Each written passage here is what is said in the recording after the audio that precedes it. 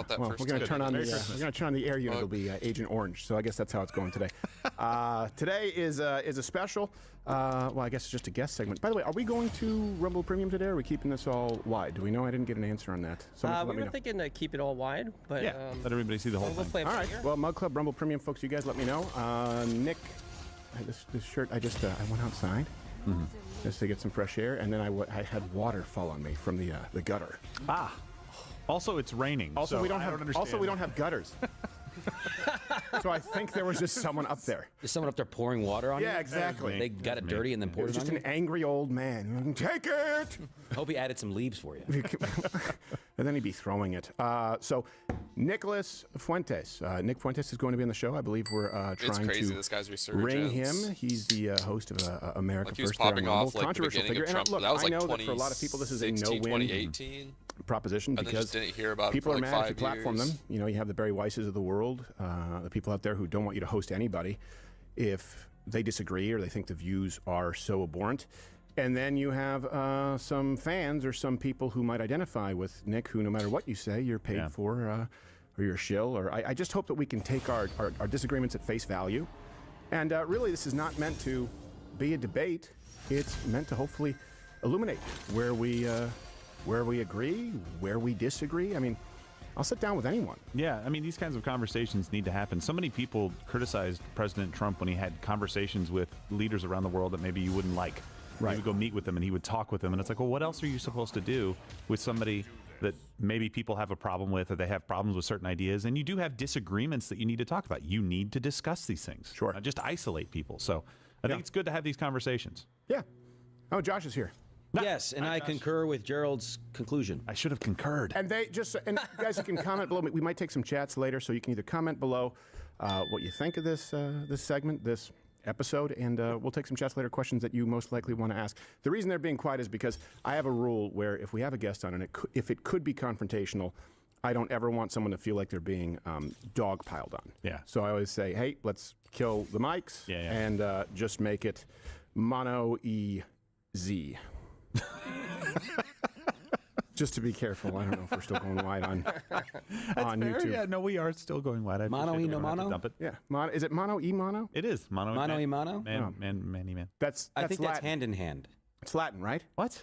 Is mono e mono Latin or is it Spanish? Mono is Spanish for hand. Oh, I thought it was Latin. It's certainly not hand. All the Romance languages are based in Latin. What the hell is happening? Hand and hand. Sic transit gloria. Glory fades. What?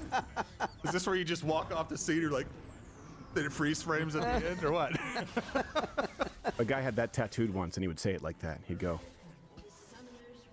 glory fades. Oh, man. I was like, I already hate you. That was his pencil mustache and mullet. Yes, exactly. Yeah, his wallet chain from Hot Topic. Hey, don't come after the wallet chains, bro. No, I'm not so much. I'm going after the Hot Topic. Actually, Gotta keep my wallet safe. Let me guess. Is there like a pickpocket pandemic going on or an epidemic? There was in the UK, and the Pakistanis are bringing it back. I gotta be honest, Gerald sounds suspicious. He does sound He's suspicious. like, nobody's stealing wallets out here. Why would you protect your wallets? I'm protecting that thing. Who has ever heard of such a thing? A wallet being stolen? How could that happen? It's on your person. That just defies reason. This grinds my gears. Now turn around. I'm just like the 16-year-old with $3 in his wallet isn't like the most likely target is all I'm saying. I have $63 in my wallet. No, you The don't. problem is Gerald's wallet is Velcro. Pull it out. Prove it right now. You don't think I got this cash flow? It all just flew out of your wallet. Oh, did it? See it. It Hold fell on. on the floor. No. Yeah, He specifically said $63. I want to see if he has $63 in his wallet. I have 60 American dollars and there's 3 bills. No, you lied. $60. Liar. Why am I admonished when he is factually incorrect? All right, guys. Do we have Mr. Fuentes on? You guys let me know. Coming up now. Coming up now. All right. So when that happens, you guys, your mics are going to be gone for a little while. Any thoughts? Any last words? Last words. I don't know. It's a good conversation. Yeah, it's one of those things where this is the problem too. These kinds of conversations. Again, I've had a conversation with an imam who called for my death on air. Now He wasn't wrong. I haven't hosted him since then, to be clear. That's when I developed the rule. Yeah. I'm like, I probably won't actually have a conversation with someone who wants to kill me. Outside of that, I've had conversations with communists. Even worse, the first transgender mayor of a city in Texas. Gross. That one was terrible. So it's like, who are you going to? And what I'm gonna take my advice on who I can talk with from Jillian Michaels. No. I mean, come on. That'd Not gonna happen. No, that'd be like taking advice on how to use a urinal from Jillian Michaels. Although, Well, she might have some. she might have. It's surprising. It's etiquette. Always leave a buffer urinal. All right. Do we have our guest on the show? All right. It's time. And again, you guys can leave your comments in chat, and we'll take some questions from you later on. Let's welcome to the show, Nick Fuentes. Mr. Fuentes, thank you for being here, sir. Can you hear me, see me okay? Yes, can you hear me? I can hear you, and I appreciate the Christmas decor. A lot of people don't do that.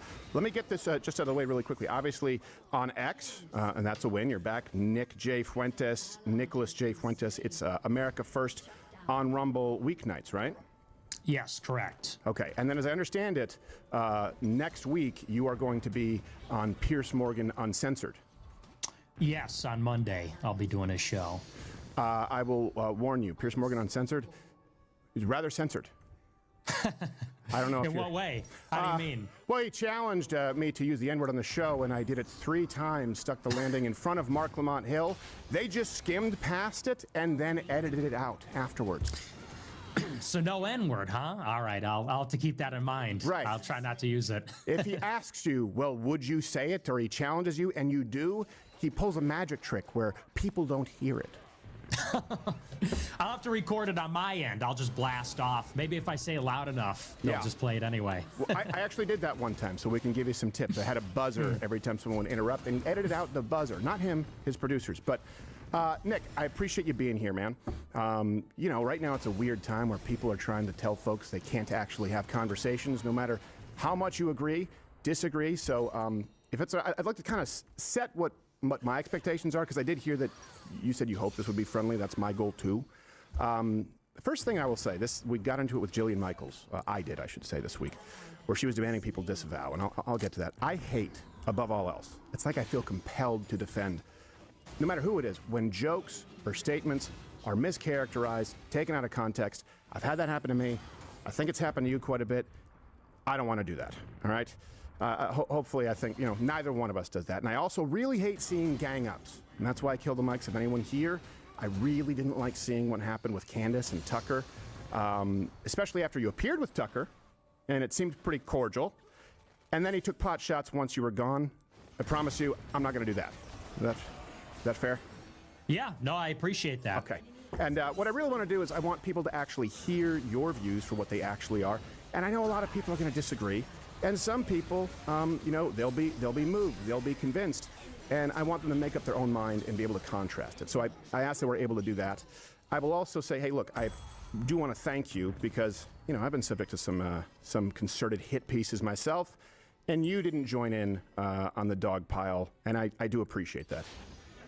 Yeah, gotta stand up for a guy. You know, it's bros before hoes. Oh, So, yes. so I'm with you. Now, I don't so much appreciate you implying that, you know, I'm bringing talking points from BlackRock or the Israel lobby, considering I've been sued by BlackRock and even Rumble had to fight back. So I think let's just make sure we take each other's opinions at face value. I don't think that you're paid for to say anything that you're saying, and I can tell you definitively that I've never taken a dime from an outside entity, nonprofit, or, you know, foreign interest.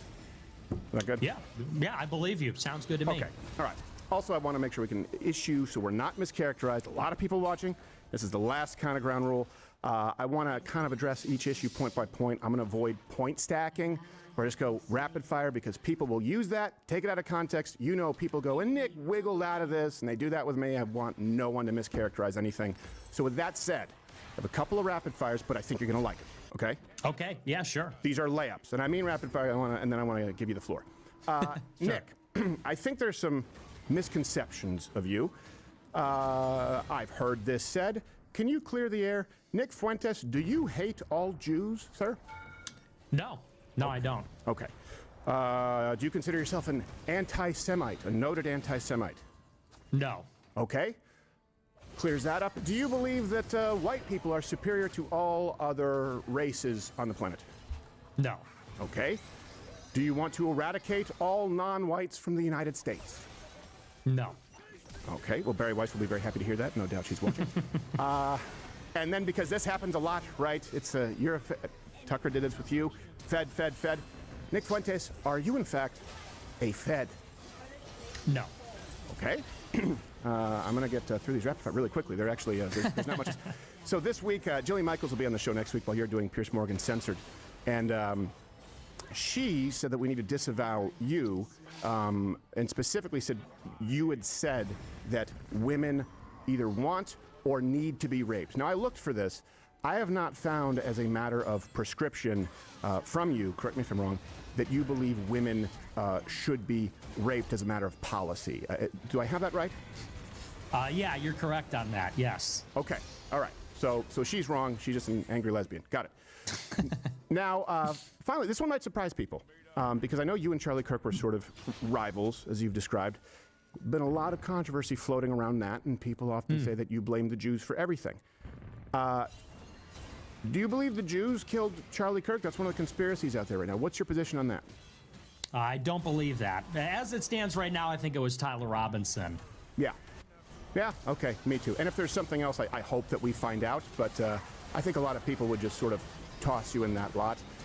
Okay, I think we've cleared that up. So, look, there's some people who might be new to you here. I know you've told your story quite a few times. Some people here may not have heard your background. Tell folks out here your story. How did you come to your current positions? Well, I appreciate the rapid-fire intro because that is my reputation. That's what people say, is that I'm pro-rape, want to kill everybody, whatever. So I told you you'd like them. Audience. Yeah, I did, and I appreciate the opportunity because my audience knows that, but maybe your audience might not, or other people might not, so I actually appreciate that.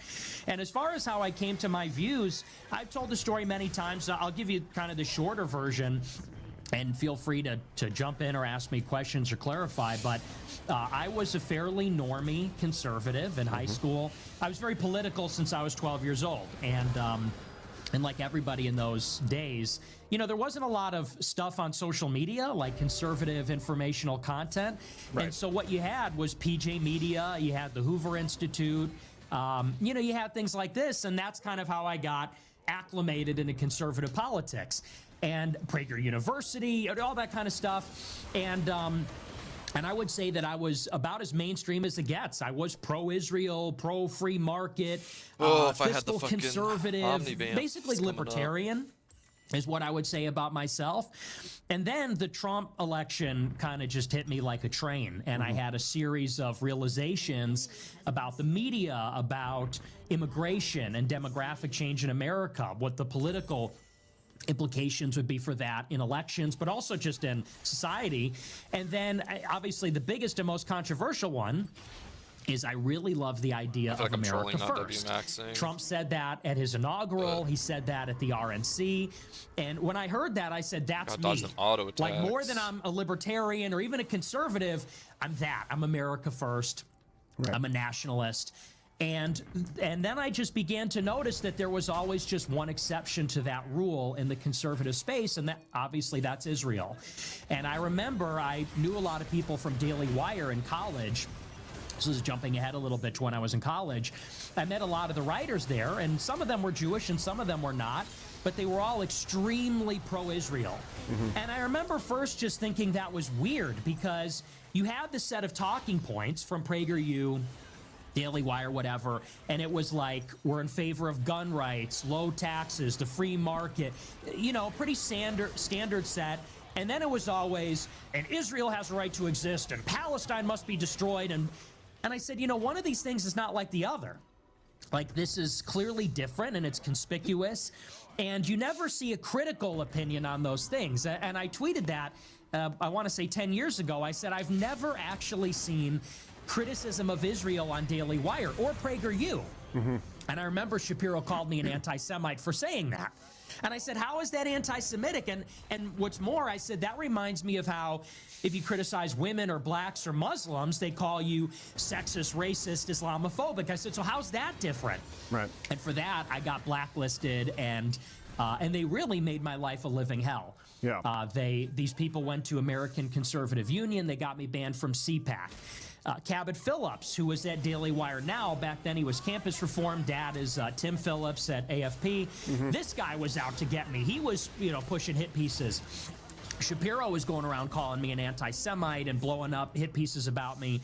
And basically ever since then, I guess I've been kind of like, I consider myself like the Revenant. You know that movie with Leonardo DiCaprio where he gets like killed by a bear? Yeah. And then he has to fight through the wilderness. That's kind of how I feel. I was like Left for Dead at 18, and then I had to kind of fight to repair my reputation and like prove what I'm saying. So that's kind of the What's crazy about that movie is the real story. The guy's actually more badass. I don't know if you've actually read about him. In real life, he sexually dominates the bear. But it's I remember that big controversy when Steven people Crowder were a always bunch of thinking about conservatives saying, we're not dominating going to go a see The bear. Revenant. There was this rumor that he was not raped by surprise the me. bear. I don't know if you remember that. That was a big I story, don't. and I watched it. I'm like, this is just a CGI bear. I do want to go back. So Daily Wire.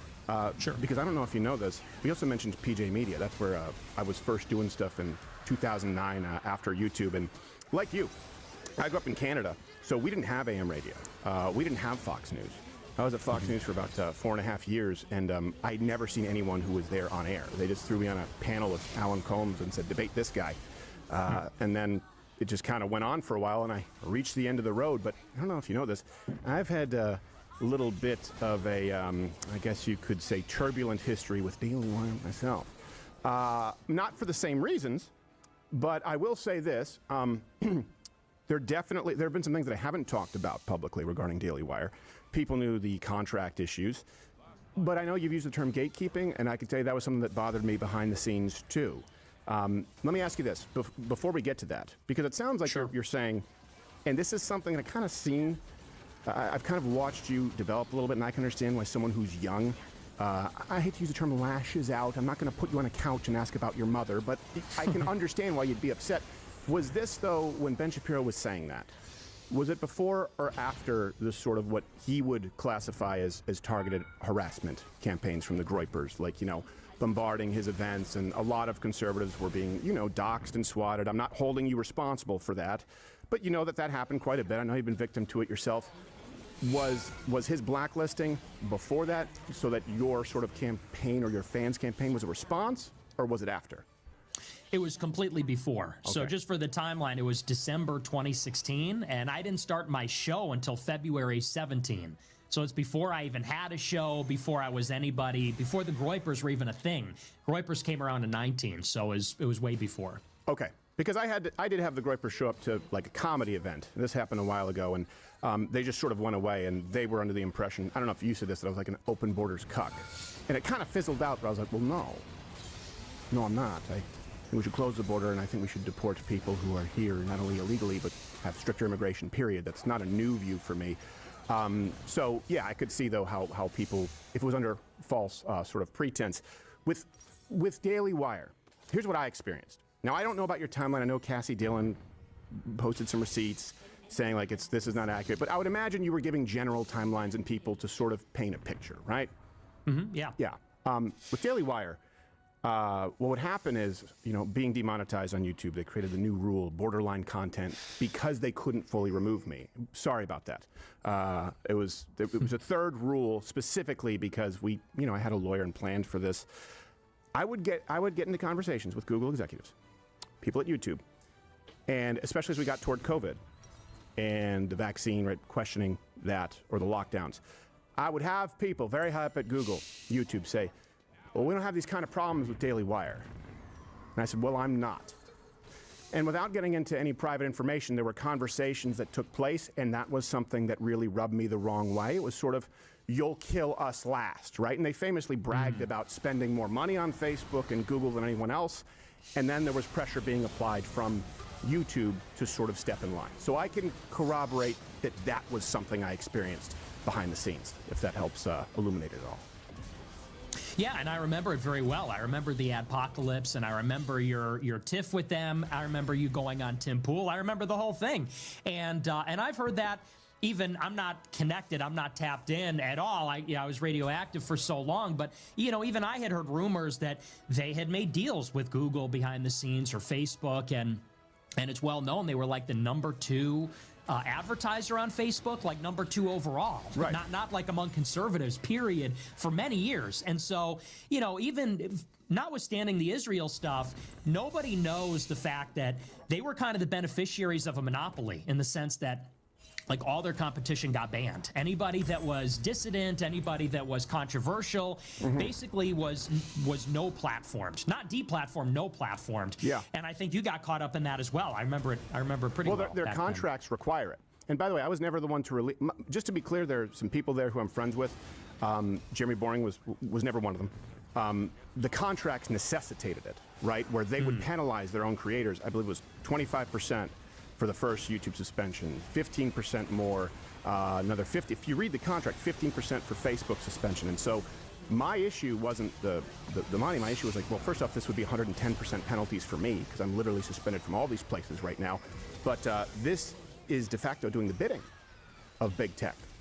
And that's the reason for it. I didn't like being put in that position, but yeah, so I can understand it. I can understand why a young guy would feel betrayed or feel hung out to dry. And I think that might explain it quite a bit, even if we disagree with your views. Like I told Ben Shapiro in 2016, 2017, I don't think we should be giving any money to Israel.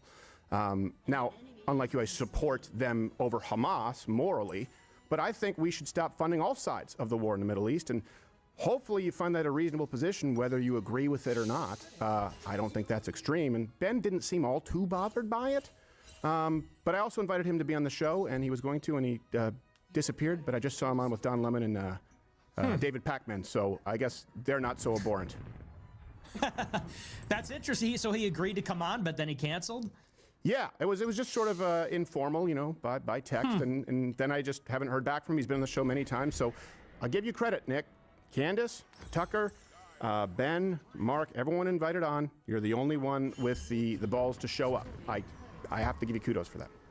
Yeah, no, and I appreciate, even though you didn't call me out, I saw the clip. Well, because I knew you would show up. You're like the candy. You're like the candy man. I say your name 3 times in the camera, you'll show up. No, but we did reach out. I said we didn't want to because we didn't want it to be a conflict. We had already communicated, or my producer had, and I didn't want to call you out as though you were ducking. Those other people have been ducking. Oh, yeah, totally fine. No, and I'm here, and I appreciate the opportunity to speak with you. And, you know, I think we agree on, you know, maybe this is going to sound like I'm kissing your ass a little bit, but I do always feel like you were less bad than all the other people in the conservative movement. That's high praise. Well, and I know that sounds lame, but I mean, you know, during the Groyper War, I know that Groyper showed up to your events, and I remember thinking, like, Crowder's he's not even really bad on many of the issues, like Daily Wire, even like Turning Point was 6 years ago. They got a lot better in the intervening, you know, maybe the past 3 years. Yeah. But no, but I always think you know, you have balls. So I think you're one of the more creditable people in the Con Inc. kind of scene. Well, come on, don't put me in that scene. That's the thing. I'm not in that scene at all. I've been rejected by that scene just maybe not quite like you, but quite a bit. I mean, I said the N-word on Piers Morgan. That counts for something. I will say this, though. Yeah, there was a... Did you encourage the Groypers to go, or was that their own thing? That's just to clear the air. You know, I don't know. It was so long ago. You were not one of our major campaigns. We were really focused on Turning Point. So you might have been on the calendar. We threw together a calendar and said, these are all the speaking events in the fall, but we really focused on Charlie Kirk more than anybody. All right. Well, then could you give me a word that you're not going to send them to like stand-up events going forward? Well, I didn't send anybody to a stand-up thing. Well, it was like an event, but I was just basically I was dressed like Che Guevara, like it was a Halloween. It wasn't the same kind of thing as Ben Shapiro. It might have been Brett Kavanaugh with a beer helmet. Like, it's not the same kind of show. Sure. Yeah, no, I won't send anybody your way. Right. I promise. Because here's a funny story before we get into it. Because the Groypers back then, they kind of had like ranking. You remember that? Like do you remember this? Okay. Oh yeah. So who could forget? Okay. So you do remember. So I'm glad we're able to talk about this because, and by the way, we'll post all the videos and links, like references, in the description. So if we have a clip or people can see the whole context. I believe it was at SMU, and I knew they were coming because I was posted on this calendar. And so, again, the same way I infiltrated ANFA, I knew every single one of them. And I knew they had rankings. I don't remember, maybe it was like Private Admiral, something like that. But here's how I kind of also, it was a little bit of a mind trick, so you'll appreciate this. It was nothing super bad. I said, okay, everyone who agrees with me, you know, you line up on this side of the auditorium. It was like 2,500 seats. Everyone who disagrees here, we're going to go 1 and 1. and I saw all the Groypers line up, and they were supposed to go in a sequence, like private to general. The last second before we go, oh, we have to change something in the venue, and we swapped the lines so that the wrong guy went first. And Right. I remember in your groups back then, or not your groups, but whatever the Groyper had a Facebook group, one of them said, did you see I asked a question last night? And they were like, you were a stuttering, disgraceful fool. You are not amongst us. And they booted him. They drummed him out of the corps, and then it was off the list. I remember we had generals. We didn't have. Maybe they did that on their own. We had generals, and it was sort of tongue in cheek. You know, we were a little ironic about it, but no. But I remember the tricks you guys were pulling.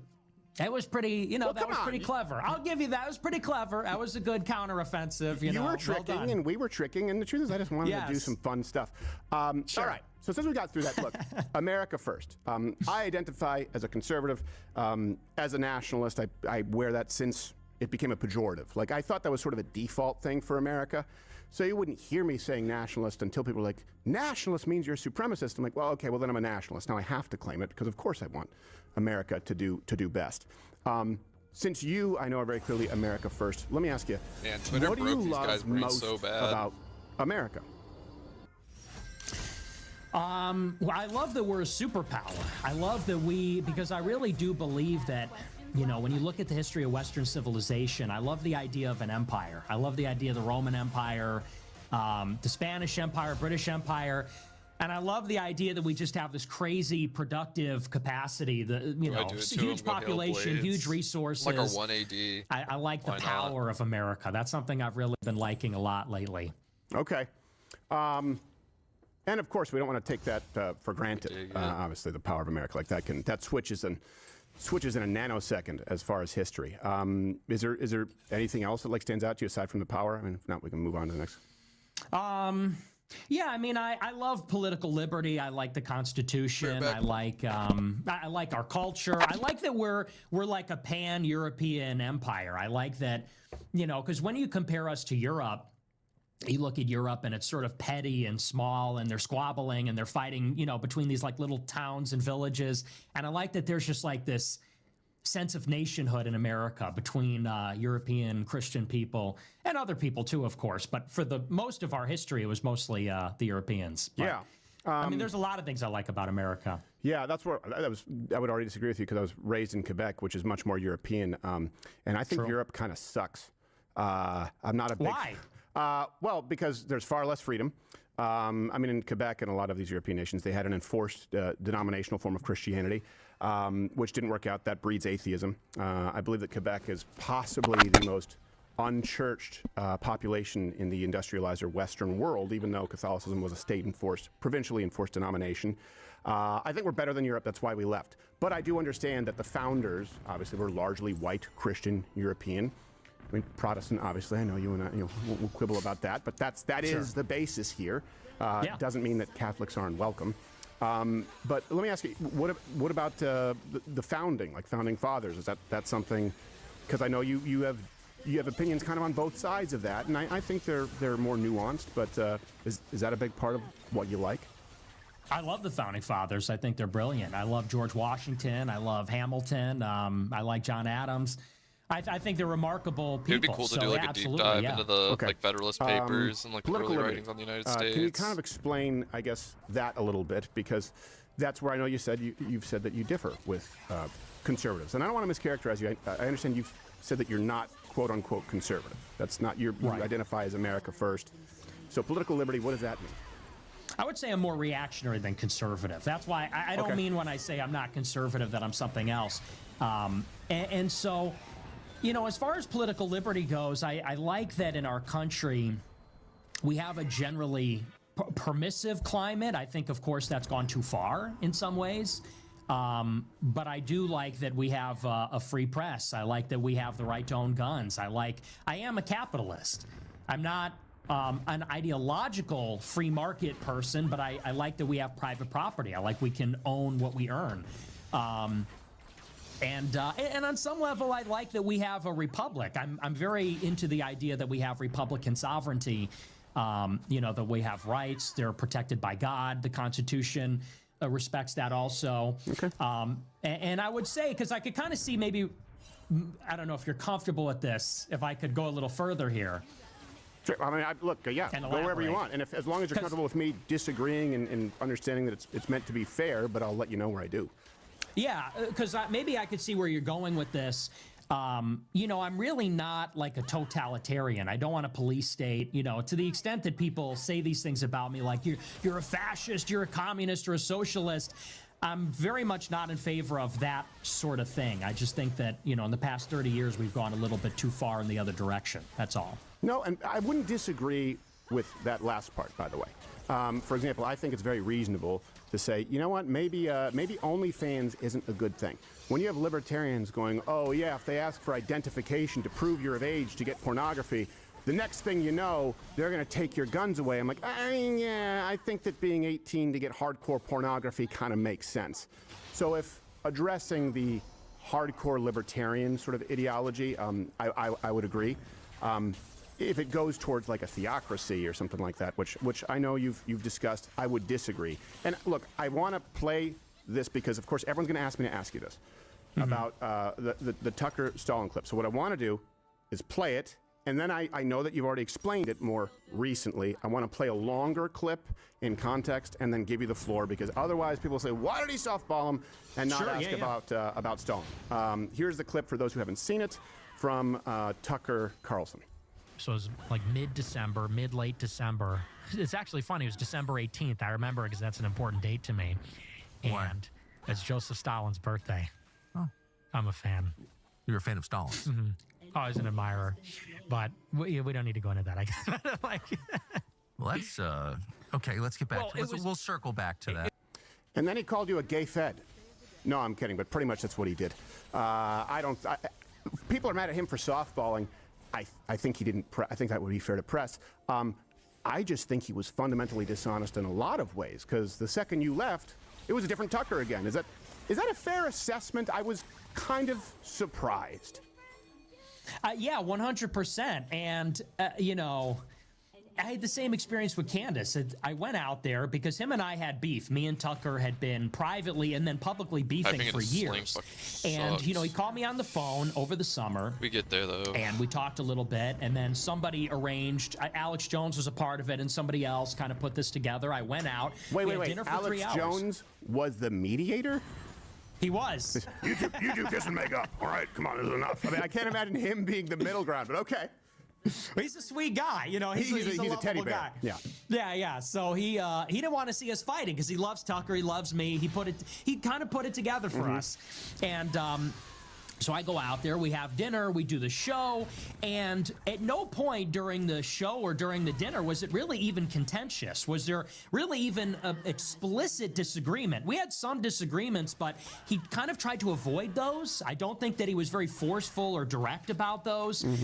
And then I went on my show the next day and said, yeah, it was a great interview. I thought it was really nice, and maybe we're on the same page now. And then every single interview that he has done since then, he doesn't say my name without calling me an anti-Semite. He's going and doing the circuit, and every show that he goes on, he says, you know, Nick is really talented and this and that, but I don't agree with his anti-Semitism and Jew hatred. I want to buy merch. And I'm like, okay, so where was that during the dinner? Where was that during the show? I didn't hear that during the whole thing. I'm an anti-Semite now, and I wish he would have brought that up during the discussion, because I would have loved to discuss that or to dispute that or whatever, but it's like you said, I got a completely different Tucker after the fact.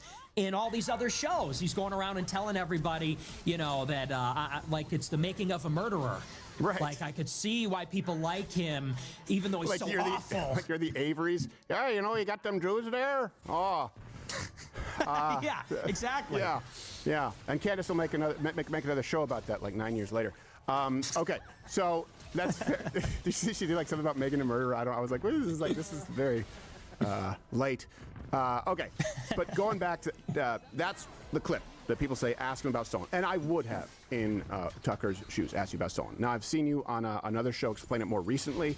Now I can't play the whole clip because it'll be really long, but I want to play a longer one and then allow you to provide any missing context. I can't remember the name of this. Something Danny D, Johnny G. Play it. Tommy G. Tommy G. I was close. Agree you have some hilarious moments, but there was a moment from the Tucker Carlson interview I wanted to ask you about. Yeah. You mentioned Stalin You're a fan of his work? Yes. Was that serious or a joke?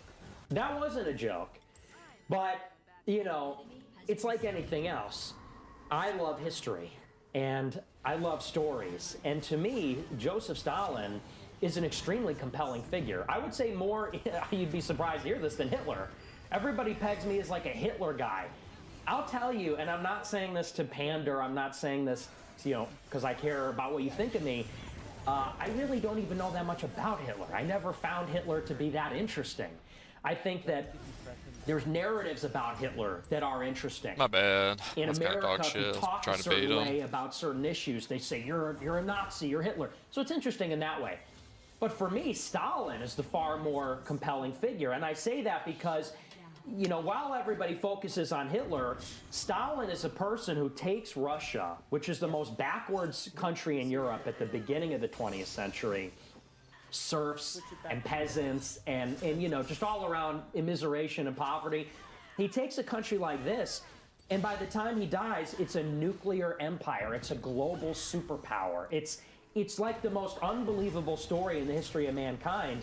And so I don't think he's a good person. He's an evil person. He's one of the villains of history.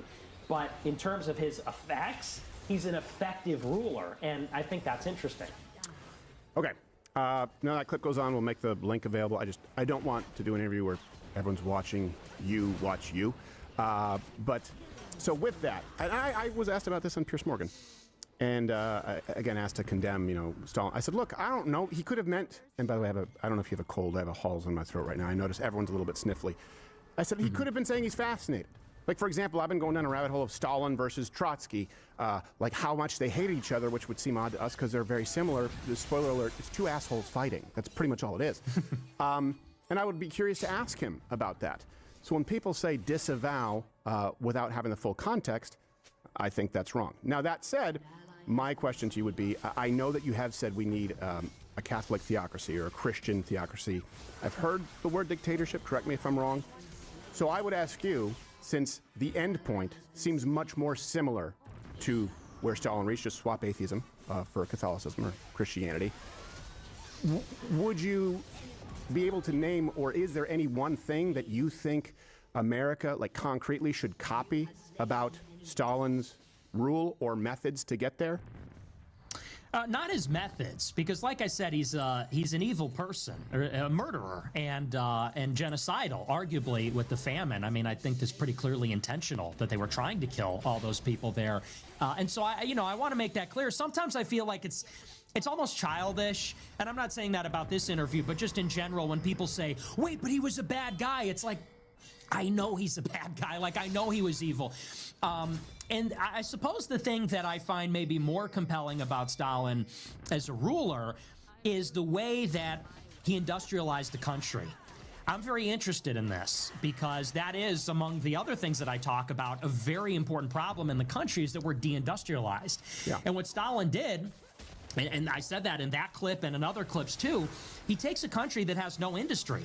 And he literally, and with brutal, evil methods that I would not, I don't replicate, I don't support that, but he does take the country and drag it into the 21st century, and he does that by bringing in heavy industry. The 5-year plans, the collectivization of the farms, it was about prioritizing heavy industry so that they could eventually build ships and planes and tanks and, you know, the things that they needed to fight the war. So, but it was about seizing industry. And it was about doing it by force. What you The doing? secret police, the party purges, the show trial. So, if you say the industrialization of the country, how do you separate that from? I mean, the only methods It's level 13 were largely evil, so or far behind. certainly his calling card methods. Right? That's where people would say, okay, if you point to him as an example, is there anything worthy of emulating other than, because you could point to other countries that have industrialized, including the United States. Well, I don't think that is necessary. I think because it starts with the idea that a country, an empire, needs industry. You need to be able to make things. We don't make things. We don't even make the machines to make things anymore. China makes all the things. And so starting from the idea where Stalin says in the 20s, He says, we're either going to do in 15 years what it would normally take us 100 years to do, or we're going to die. Our country will not exist anymore because we are encircled.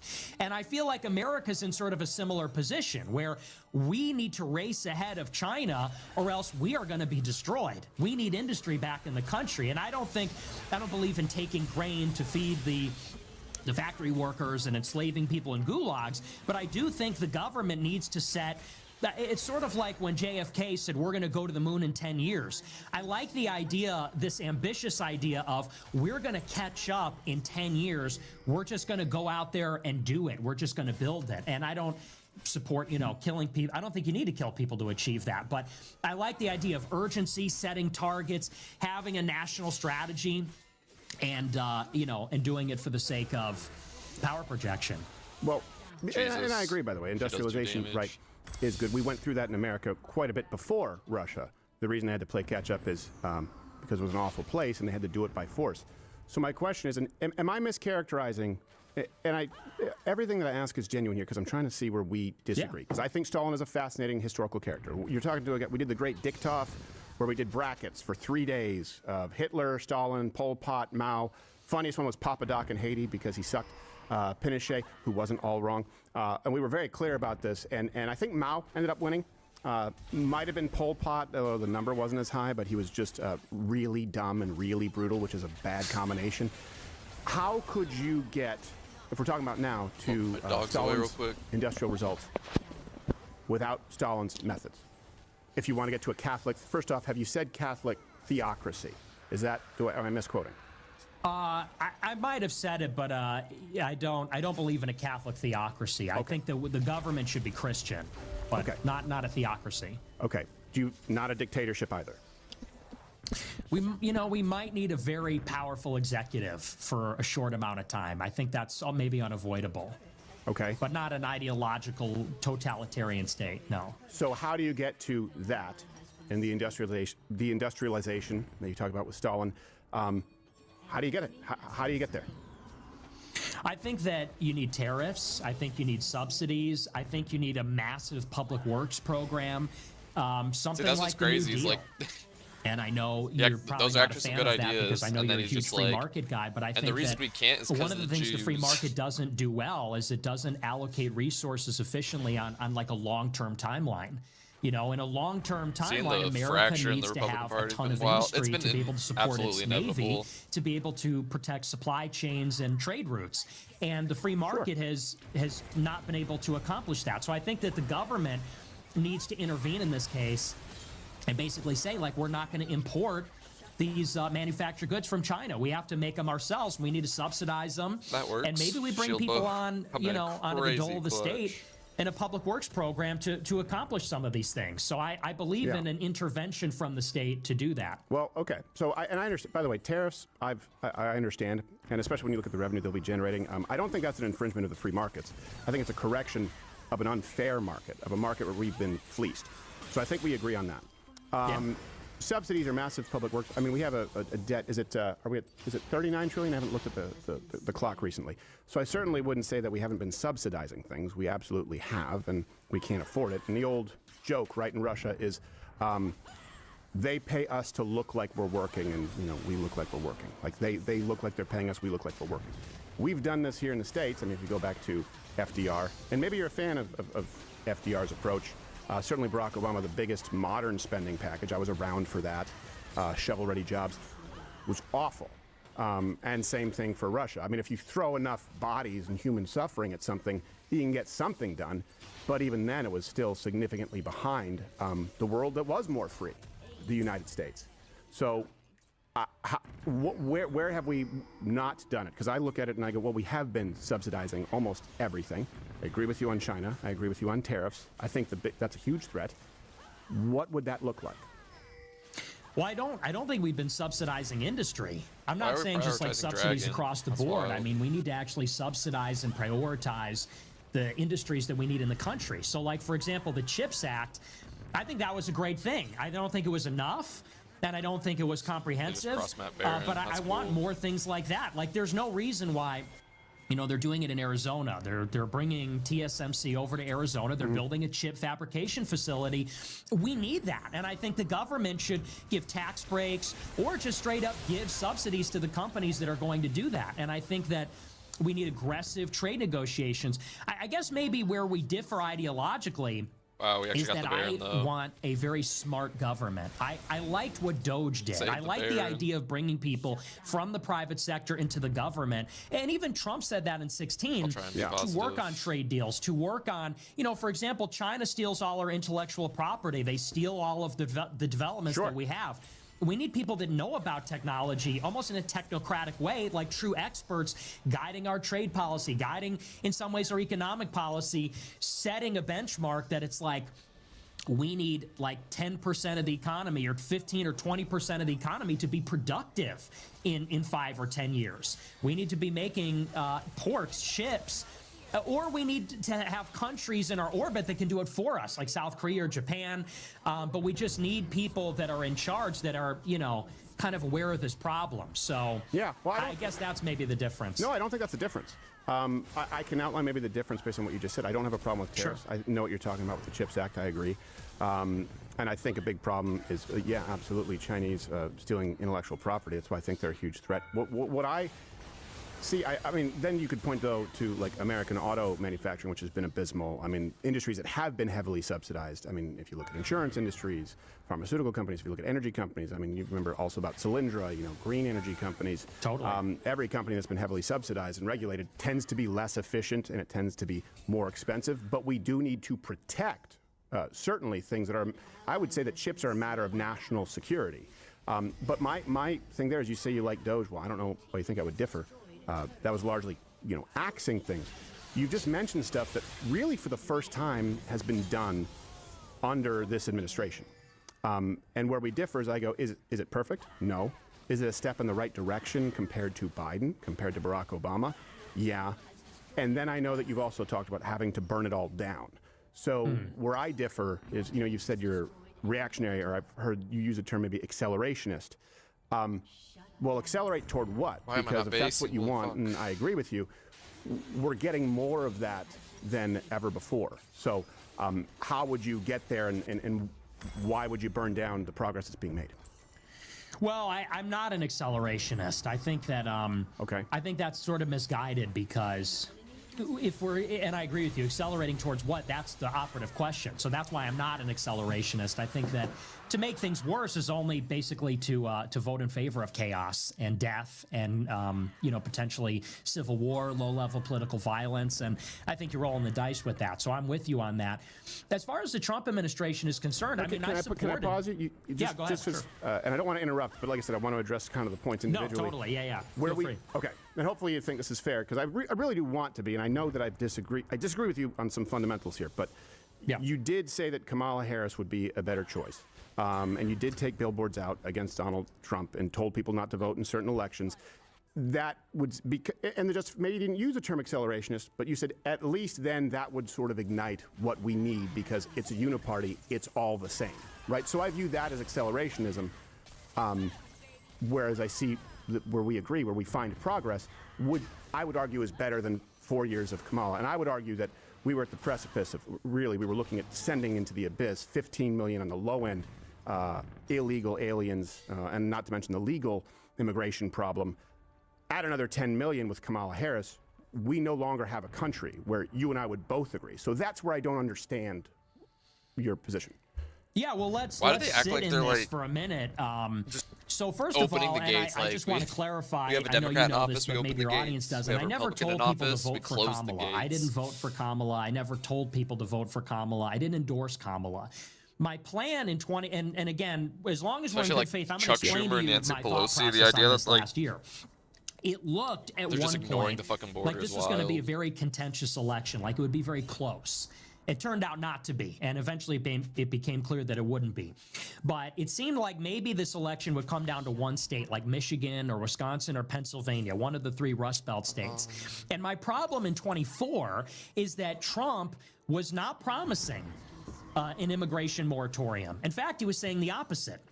He said that he would staple green cards to diplomas, which is a very famous policy. It's been around for, for decades, and Democrats and Republicans have said, we're going to give green cards to every foreign student. Jen. I said, that's a disaster. That's terrible. 2v2. And then the other thing is, there was a rumor that he had a quid pro quo arrangement with Miriam Adelson that he would allow Israel to annex the West Bank and intervene in the war with Iran. And so those were kind of my two issues. As I said, if we elect Trump, we're going to get all these Chinese and Indians. They're going to get green cards, and we're going to get H-1Bs because that's what Silicon Valley wants, and we're going to get a war with Iran. And so I looked at it this way. I said, if the America Firsters rise up and sort of tell Trump, here's the ultimatum. You can come out and say you're against the H-1Bs and the F-1 and green cards, then you could say you're not going to bring us to war in Iran, and we'll vote for you. But if you don't, we can't vote for you. And that was kind of the idea. It was like a contract with the Trump team. Now, ultimately, Trump became basically, his advantage grew to be so big that he wasn't worried about losing in one of those states. I was gonna say, at least Heckram's tied up for a minute, but he's already back on the map. We don't have leverage anymore because he's leading by so much. It's clear he's going to win. Tied up for a minute. And that's why we sort of abandoned it in the middle of it. But aside from, so that's where that came from. Just to clarify, abandoned what? Abandoned that project, the Groyper War II. Because we were going to go to Michigan, and we were literally going to knock on doors and hand out leaflets and stuff. And we said, you know what, let's just not anymore, because he's going to win anyway. So we bought one billboard. You were going to knock on the doors and tell people to vote for Trump, the Groypers in Michigan? Yeah, no, to sign on to something like a pledge that would say, we will not vote for Trump unless. That was kind of the idea. And we sort of spun that up, but we abandoned it when it became clear that he would win. Okay. And I understand that, by the way. I understand the idea of holding the representatives accountable. I mean, that's why we have primaries. But hopefully that's a part of your strategy, because a lot of people just don't run in primaries, and that's a viable option. But I do remember what caught me off guard, you saying that Kamala Harris was a better choice. And I remember part of what you said was because Trump, if he's elected, legitimizes the system. And that would be worse. You didn't want Trump to be elected because it would legitimize the system. Explain what you meant by that, because that sounds to me like you want to delegitimize and almost revolution instead of Trump. Well, and here's the thing.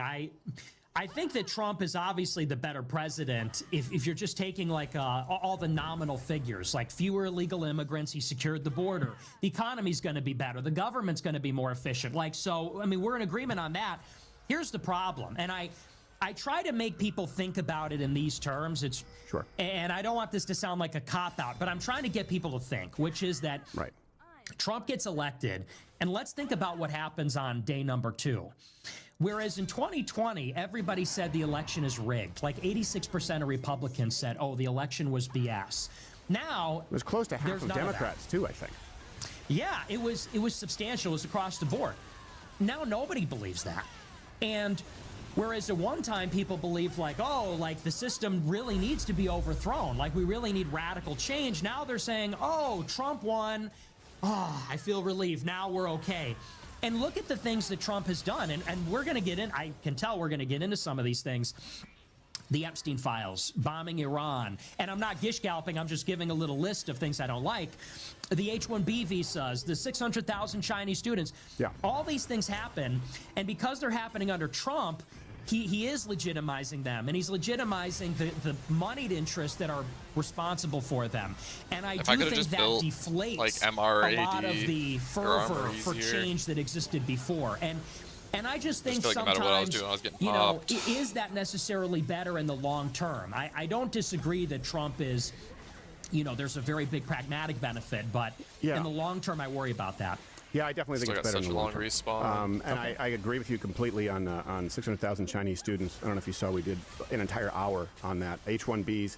I was throttled as a result from, well, I can't say Elon Musk directly, but I believe I perhaps called him a retard, whatever it was. I insulted him quite publicly, and, for my troubles, made $27 in the course of a month on X. Ashley Sinclair made like 26 grand in 2 weeks. Who knew, right? That's kind of odd.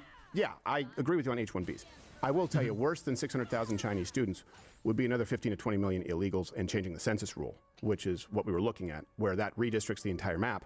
And there's no chance to any type of conservative, Republican, nationalist, populist being elected again. And I do think that there was a lot of progress made. I would go, I mean, there are a lot of wins, not only the border. 99% is not marginal to me as far as a reduction. I think that's pretty significant. But I'd like to go to, I understand where you're coming from. I understand that perspective, but I also don't understand what the threshold is as far as, okay, burn it all down, or we want to delegitimize the system. Because I know we lived through that, like you just said. Republicans thought it was an illegitimate election. I did as well. Not a whole bunch of folks at the Daily Wire back then, so I think we were on the same page. And I also, obviously, when we had the lockdowns, all of that, we then lived through 4 years of Biden, right? So it was already seen as not legitimate. We saw the results. I think the results of not electing another Biden is better.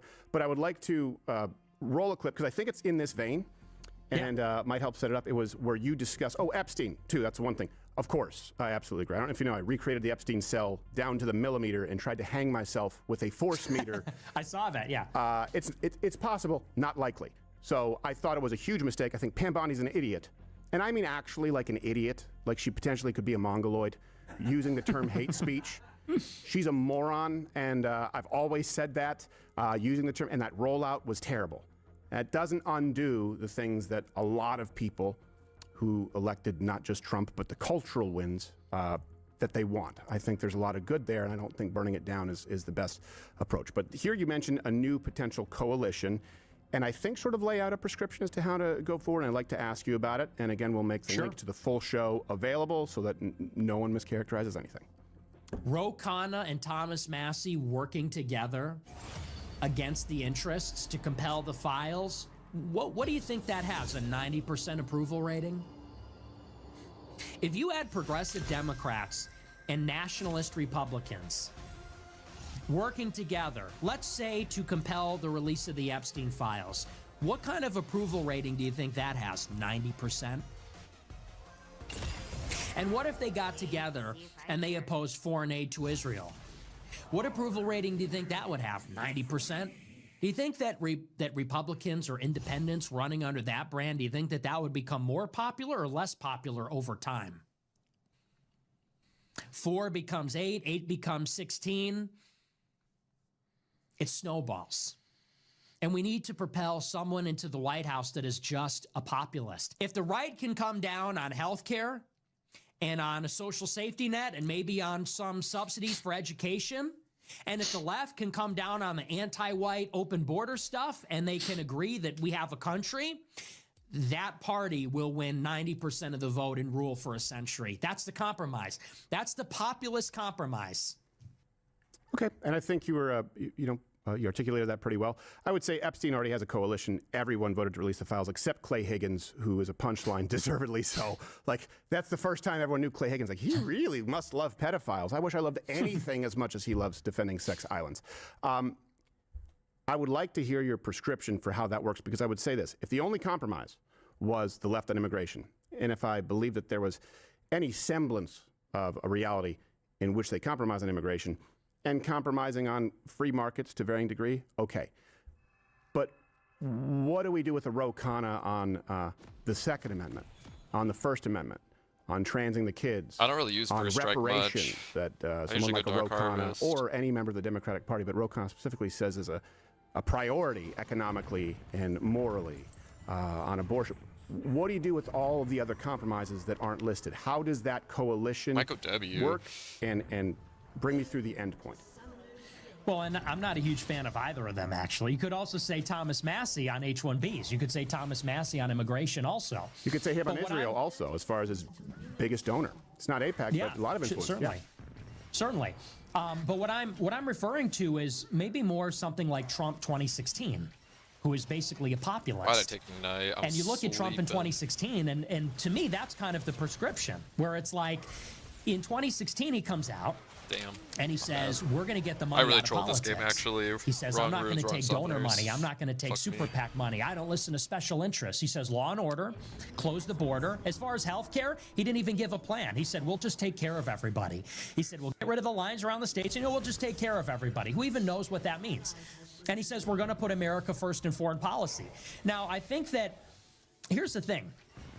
I'm under no illusions. We're not going to win 80% of the left or 40% or even 30%. But I'm thinking that if we can win, because I think there are a lot of people on the far left or even some of the abundance liberals, they're getting tired of a lot of the far left too.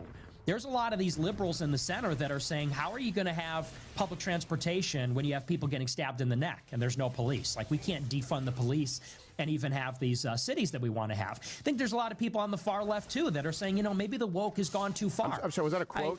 I made it. Did Ro Khanna say that, or was that just a general sentiment? No, I'm not talking specifically about Ro Khanna. That's just an example. Because I could, when I hear it, I almost thought you said, like, I was like, oh, yeah, that sounds like something a liberal would say, like, stab the cop in the neck.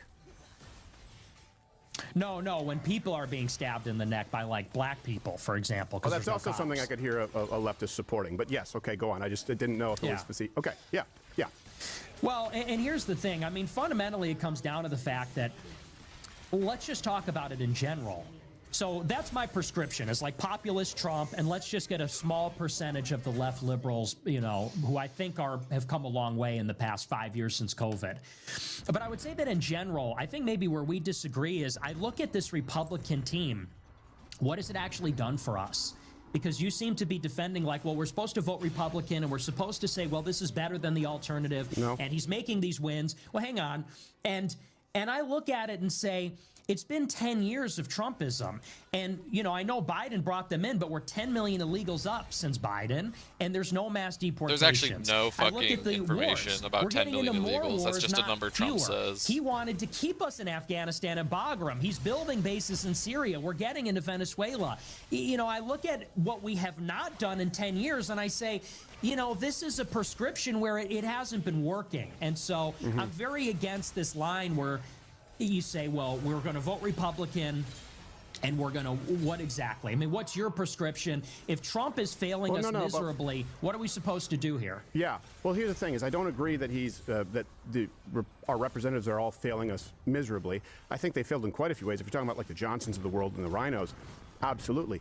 But the things that you just listed, and I would, again, ask you for your prescription because I give mine Monday through Friday, every day, 11 a.m. Eastern. So I've done one on voting, what we need to do. I've done one on immigration, done one on big tech and Section 230. I'm very curious as to your prescriptions so that people can contrast them. You mentioned law and order. Do no damage. I don't know of any president who sent the National Guard in as aggressively when we're talking about D.C. and Chicago. That way you talk about law and order, you're talking about... in Chicago? Well, I'm saying any effort being made. I know what we've lived through as far as what Ro Khanna would support, Black Lives Matter, the Police and Justice Act. Again, I don't think... happened under Trump in 2020. So let me ask you, what's your prescription? Why hopscotch all the people who I think watching right now would agree with you if they think that you're on board with them on LGBTQ, on immigration, on Second Amendment rights, on First Amendment rights? Why hopscotch then to compromise with someone who's actively fought to destroy all those things like a Ro Khanna? Wouldn't it make more sense to form a coalition with more than half the country who already exists? Because you don't want to take them for granted. Take Trump out of it. I'm talking about the people, the voters. What's your prescription? I would say that it's a structural problem, which is that the reason, first of all, I mean, we have to deal with the fact that Trump is not delivering. Like, if you don't want to gish gallop, let's just start there. You say, well, I don't think it's a complete failure. Yeah, it is. And you bring up BLM. BLM happened in 2020 because Trump let it happen, because Sean Hannity was calling him every day and saying, this is better for us in November if BLM burns down the cities. So the summer of love happened in 2020 when Trump was president. And then Trump comes back. No, it started under Barack Obama with going back to Trayvon Martin. The George Floyd summer of love. Yeah, it was a continuation. Well, I think they kind of picked up on it. Don't you think? It wasn't like it was ongoing. I was there, and I had people on my show back then with Hands Up, Don't Shoot. And I remember the assassination of the Dallas PD. Donald Trump was elected, specifically his first term, because of how disruptive Black Lives Matter was and law and order. And I would say there was significantly more than under Barack Obama. But if you say they're the same, that's just where we disagree. Well, wait, what are we debating about? I mean, in the George Floyd Summer of Love, maybe I'm wrong about the calendar, it was in 2020 when Trump was president, and it was the worst, arguably the worst BLM violence, I think, in the 21st century. I think that was worse, actually, than Mike Brown or Trayvon Martin. And Trump was president, and he didn't intervene because he was told it'd be better for him. And now in 2025, there's no National Guard. He chickened out on that. He chickens out on all that stuff. He was going to send him to Chicago, going to send him to every major city. Never happened. Even here. You know, they're doing the deportations in Broadview here in Illinois. They brought in like 400 National Guard, and ICE is still getting chased. And they got boxed in by a bunch of different protesters, one with a semi-automatic rifle. There's no law and order. Irina Zarutska died under Trump. The crime in New York under Trump. The crime in Chicago under Trump.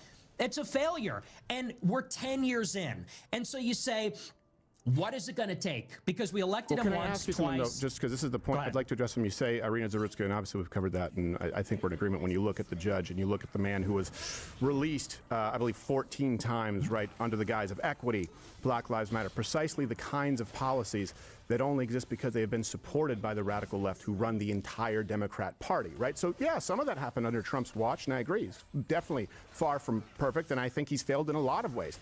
But who has been orchestrating? You talk about these constructionists, right? They want that, and people like Ro Khanna, people who you talk about in your coalition, it's their raison d'etre. So why hopscotch the voters who would not vote for that coalition precisely for the reasons we're discussing? Because they're against all of it, because Trump hasn't done enough to fight. I mean, COVID happened under Trump, too. Huge mistakes. Fauci, awful. But I certainly think that 20 million illegal aliens in 4 years is worse than a reduction of 90-something%. I certainly think that the people who orchestrated Black Lives Matter and the people who ran those cities and the people who have blocked ICE from doing anything is worse than the guy sending in ICE with any effort at all. But let's talk about even that. Why do we get all these people from Venezuela? Because Trump hired John Bolton to destroy Venezuela's economy, and then on his last day in office gave Venezuela temporary protected status. That was one of his last acts as president, and that means they can't be deported. And then you got 6 million Venezuelans in an exodus, and how many of them ended up here? And by the way, Trump ran in 2016 saying, we're going to build the wall, and we're going to solve immigration. It didn't happen. There's no wall. He didn't solve it. What he did was executive orders, which Biden immediately overturned when he took power and then brought in 10 million. Okay, so Trump gets elected again. What does Trump do? You're right, he did secure the border. That's true. But we're 10 million deep. That's a little too late. He promised mass deportations. We've had maybe 300,000 deportations this year. Is that going to go up during the midterm elections? Is that going to go up when everybody's running in the primary in 27? I don't see it happening. And either way, it hasn't happened. So this is my frustration where I'm like, I was with you in the first term. As in the first term, when I was in college, I was like, yeah, like, vote for Trump, never coming down. If he falls short, we'll go on Twitter and tell him to try better.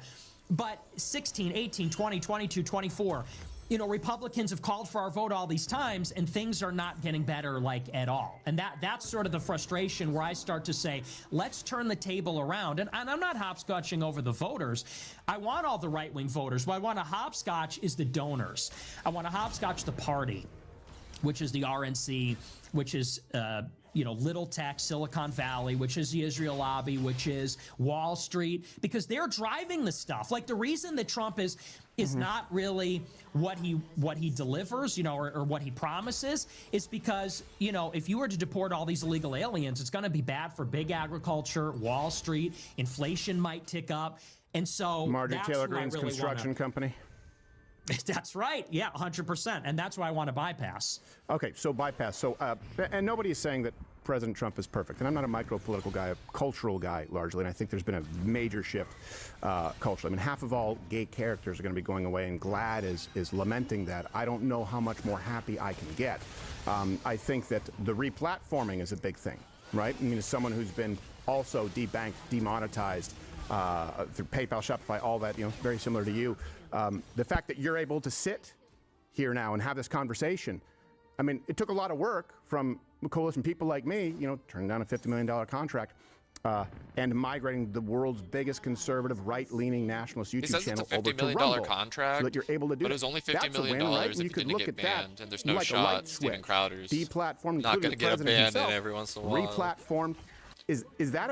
To me, that's probably the biggest thing. The fact that you are able to sit here and talk when you weren't. Bad.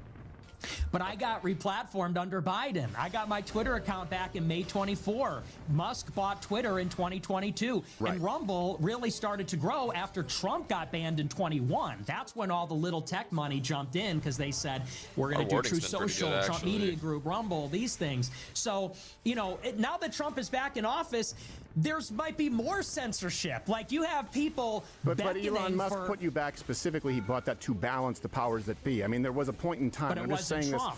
This, but that's the reason for it, right? There's no world in which you're replatformed unless Donald Trump is running again and someone like Elon Musk sees an already existing populist movement. That is important. And right now, this will actually be clips on YouTube. That could never have happened. I mean, I was literally deplatformed for having Carrie Lake on in a midterm. That's why we couldn't stream the elections. So to say that, well, that's because of Biden, are you giving Biden credit for Elon Musk buying X and bringing you back? Because I think that you got to give some credit here if you want to build a coalition.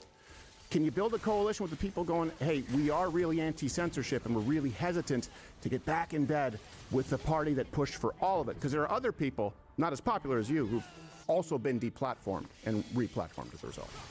No, I'm not giving Biden credit. All I'm saying is you attribute that to Trump or for Republicans being in power. All I'm saying is one's got nothing to do with the other, and actually it was a response.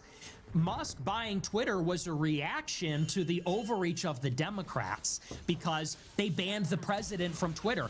And I would add to that also, censorship is a big problem. I don't think we're in the clear with Rumble or Twitter. There's going to be a lot of regulatory. Yeah, and what is Trump doing to solidify this free speech beachhead that you have built, that Elon has built? Nothing. Was that in the big, beautiful bill? Is the FCC getting on top of that? They flirted with doing that in 2020 when they said they were going to do section, what is it, 270 or 280 section or whatever? 230. They talked about doing that. They never did it, and so that's kind my of weird. problem. Leaving. And I'm with you. I wasn't a big fan of it. Well, no, can I just pause that because that's kind of in my realm of expertise? Because this is something where I've been here this entire time. Totally. Right? And not to take credit, but certainly a pioneer in being demonetized and hiring. My biggest expense, especially coming up, was legal outside of payroll because I saw this type of censorship coming. I'm the only one who was named in the Facebook files. By name, that's how I met my lawyer, the Twitter files, and Susan Wojcicki and Congress women. I don't know if there were any men. I know there were a few women. I think Pelosi and what's her name, the Hirono, the lady from Hawaii who always talks about sex, asking for me to be. Have you ever had sexual relations with someone? That's how she opens every single hearing. It's like, how horny are you, lady? So that is something that I've lived through, and I think you're maybe discounting how bad it can get. And 230 is important, right? I've issued a prescription on how to fix that. That hit directly. And how did you not get I'm disappointed that there hasn't been something fully solidified. But I would say there's a reason you're back. There's a reason that people are not afraid to speak out. And people like Trump, people who are more populist, the populists who exist on the right, they listen to their base. And I think it's good that you're pushing him. But what would be enough? In other words, would there be a threshold enough so that you don't just sort of, elope with the Ro Khannas and the Bernie bros of the world? It's not about eloping, and I would say, what does enough look like? I would know it when I saw it. It would be not like bombing Iran is like a punchline for what Israel wants. That's pretty bad. I would say that not mass deporting people. You don't need to deport 10 million in 1 year, but 1 million per year.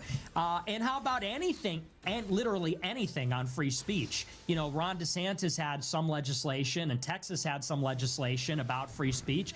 Could we get something like that, regulatory or legislative? Mm-hmm. I just look across the board and maybe this addresses the heart of the matter. I sort of look at Trump and I say, I see what you have done for them.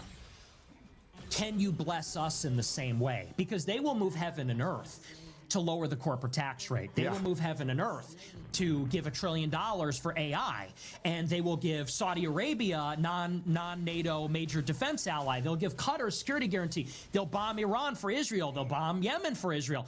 What will you do for us? A middle-class tax cut? Will you give us law and order, National Guard, mass deportation? Like, how about pick one, something? So, you know, maybe we just differ an approach, because I think you share these frustrations, but you're saying, let's work with them, let's not burn it all down. And you look at me as someone that's saying, let's throw the baby out with the bathwater. And I get where you're coming from, but is that a wrong assessment? Because and first off, I do want to correct, because it does matter. 2 million are gone. A lot of people self-deported, which to me is like a magic trick. No. Yep, 2 million are gone, and That's fake. and a 94%. Okay, well, I'll make sure the references are available. And if people disagree, they can check that out. But there's a lot of self-deportation going on. Also, a 93 to 99% reduction. So if 1 million, 2 million are gone, I would argue the number is 2 million. I don't know if I just need the And you reveal. reduce it. I don't used think to deal that's bonus marginal, damage, and I I thought. think that's probably the biggest issue if you want to preserve a country. Is it enough? Is it ideal? No, but it's better than another 15 million. And the people who brought in 15 million are the people you are suggesting to be part of a coalition after it's burned down. So what's the prescription? What does it look like when you say throw the baby out with the bathwater? What does it look like? You get Trump out, you get 4 years of Kamala, right? If you had your way, 4 more years of Newsom. What does it look like? I'm asking you for the prescription, because I'll tell you, mine is primaries. Mine is having people who listen to their base. Mine is making sure that we can make incremental change. The biggest disappointments would be H-1Bs for sure. The biggest 600,000 Chinese students, huge disappointment. Section 230, right? I have prescription for all of those. What is yours? What does that look like? Revolution or coalition, and then burn it down, throw the baby out with the bathwater. The alternative is. That's where I think I'm missing you. Here's my prescription. I just think that we need the young people to climb the ladder. I want to march through the institutions, get them in the college Republicans, to the campaigns, to the congressional offices, the think tanks. I think that we need to engage in primaries. In 2026, I'm going to be very active, and we're going to tell everybody who's America first and who isn't, and who to vote for. And I think the people that are not America first, I think they should lose their elections. In 2028... So do I. Yeah, okay, so then, you know, we agree on that. In 28, I think we should back a presidential candidate who is going to basically emulate what Trump did in 16, which is anti-corruption, America first, close the borders. And if that person can make inroads with the left, I think that's an interesting idea, because maybe the area of disagreement is there are a lot of people in our right-wing coalition who are kind of part of the problem, I would say. There are, like, for example, when Trump bombed Iran, you had like 70% of Republicans supporting that. That's a load of crap. Yeah. And you have a lot of Republicans. I'm okay with the Iran I know you are, and I've heard your argument. We could have that one out, but like, I think that's a huge problem. And I think that there's a lot of people that, you know, they're going to vote for Trump literally no matter what.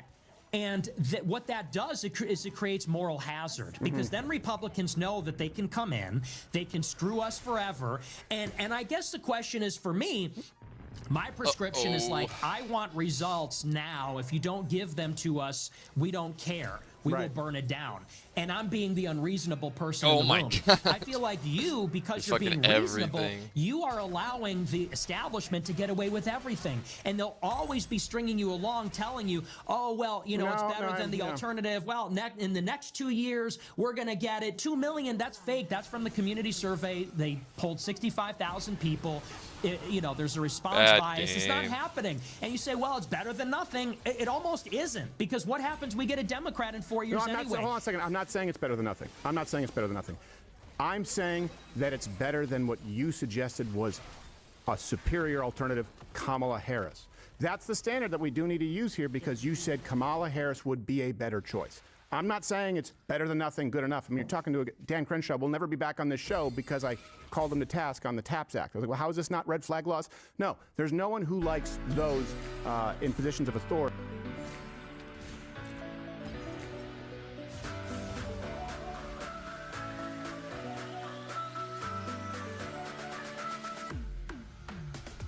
Oh, speaking of Gen Z men in Trump, there was a video I wanted to watch. There was this 12-minute video. So it's Gen Z men that voted for Trump and they're following up with them, okay? And I brought like half of them still support him, half of them have been less. And I thought it would be good because it's actual people. I have not watched this video. If you agree, raise your hand. Trump is following through on his promises. Just been lackluster. I'm not saying that he's a perfect man. Trust me, he's not. In November, Trump took over a key block of voters, young men. That guy's Gen Z, he looks 30. 200 executive orders, multiple military actions, and a massive spending bill later.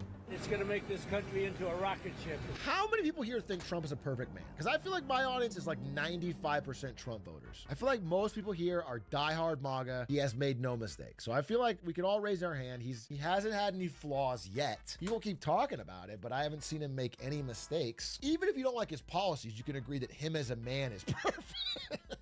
Just in his personal life, just the way he conducts himself, you know, it's classy. There's just a certain class to it. Honestly, I don't agree with any of his positions, but I voted for him just because of he brings a certain kind of class to the job, a dignity to the role. I just want the White House to feel like I think Joe Biden was too cavalier. He goofed around too much. He was a little je ne sais quoi. Yeah, exactly. We checked in with 6 of these voters. Hi, everybody. I'm excited to have this conversation. To find out what they think of his job so far.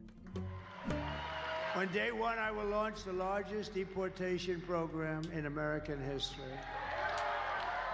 I'm going to say a statement, and you guys are going to raise your hand if you agree with the statement. President Trump's deportation plan is moving too slowly. Too slowly? Let's start with the people who agree.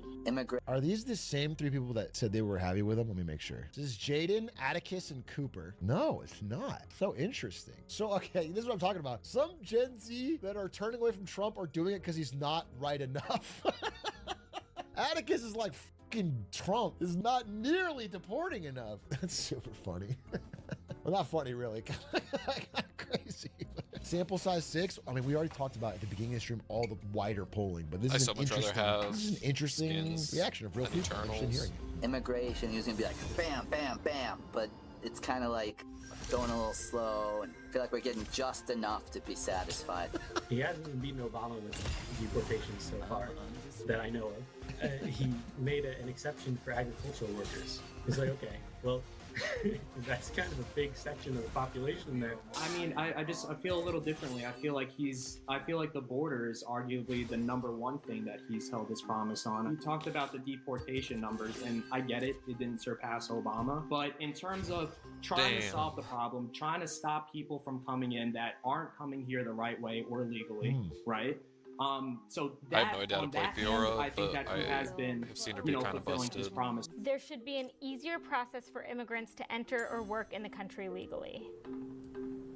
Everybody agrees. I understand that illegal immigration is what he campaigned on, but he did promise in a lot of his speeches that he would look into the issues of H-1B visas. He actually fucking swapped last minute. Then, like a week ago, flips right back. Like it's like he's just scrambling from one side to the other, trying to take whatever side will give him an end so that he can try to put in his Nobel Peace Prize elect package. But there's no coherent plan. There's no like coherent I have a side that I'm sticking to for a larger strategic or moral reason, and we're gonna do something. It's more like week to week, whoever he last talked to. Smite, conquer, Yanari. First week of your presidency, not even the first 7 to 8 months of your presidency, but he did end the war with Iran and Israel. The statement that Trump solved the issue, I wouldn't agree on that. We did know that Israel was going to attack Iran.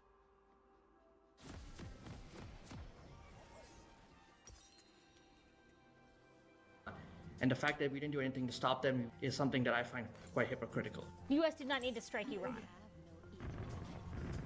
I was against it at first because I thought that bombing them would who's on which side? An all-out war. But I think what we did with that was sufficient enough because I think Iran having nuclear bombs isn't good for anybody. I don't think we should have bombed them. I feel like things could have been a bit more diplomatic in a sense. I know Iran doesn't really like America a whole ton, but to say that as soon as they get a nuke, they're gonna blow us up. We have defenses, and that's also just like the worst case scenario ever. I just don't think that would be super plausible in a sense. Jaden, they want us dead. I'm sorry. My question is, why do you think they want us dead? So I think it's very easy to make statements like this, but we don't understand the history of why Iran is acting antagonistic. I have a great video on it. If you want to watch it, it's on the was it Lemonade Stand? It's like in the first third of some Lemonade Stand. It's worth watching. It goes through all the history. I think it's pretty good. It's not about, I'm pretty proud of it. It's not necessarily about patriot. understanding the history behind it. No. It's about what they openly said. I can't. You know what I'm saying? They chant down the streets. I mean, there's videos all over the place of death to America. I just would have preferred if there was some sort of way to talk it out rather than absolutely curb stomping them, you know? Because I feel like if any of us were curb stomped, we'd be a little salty. And you don't want an enemy that wants to nuke you to be salty.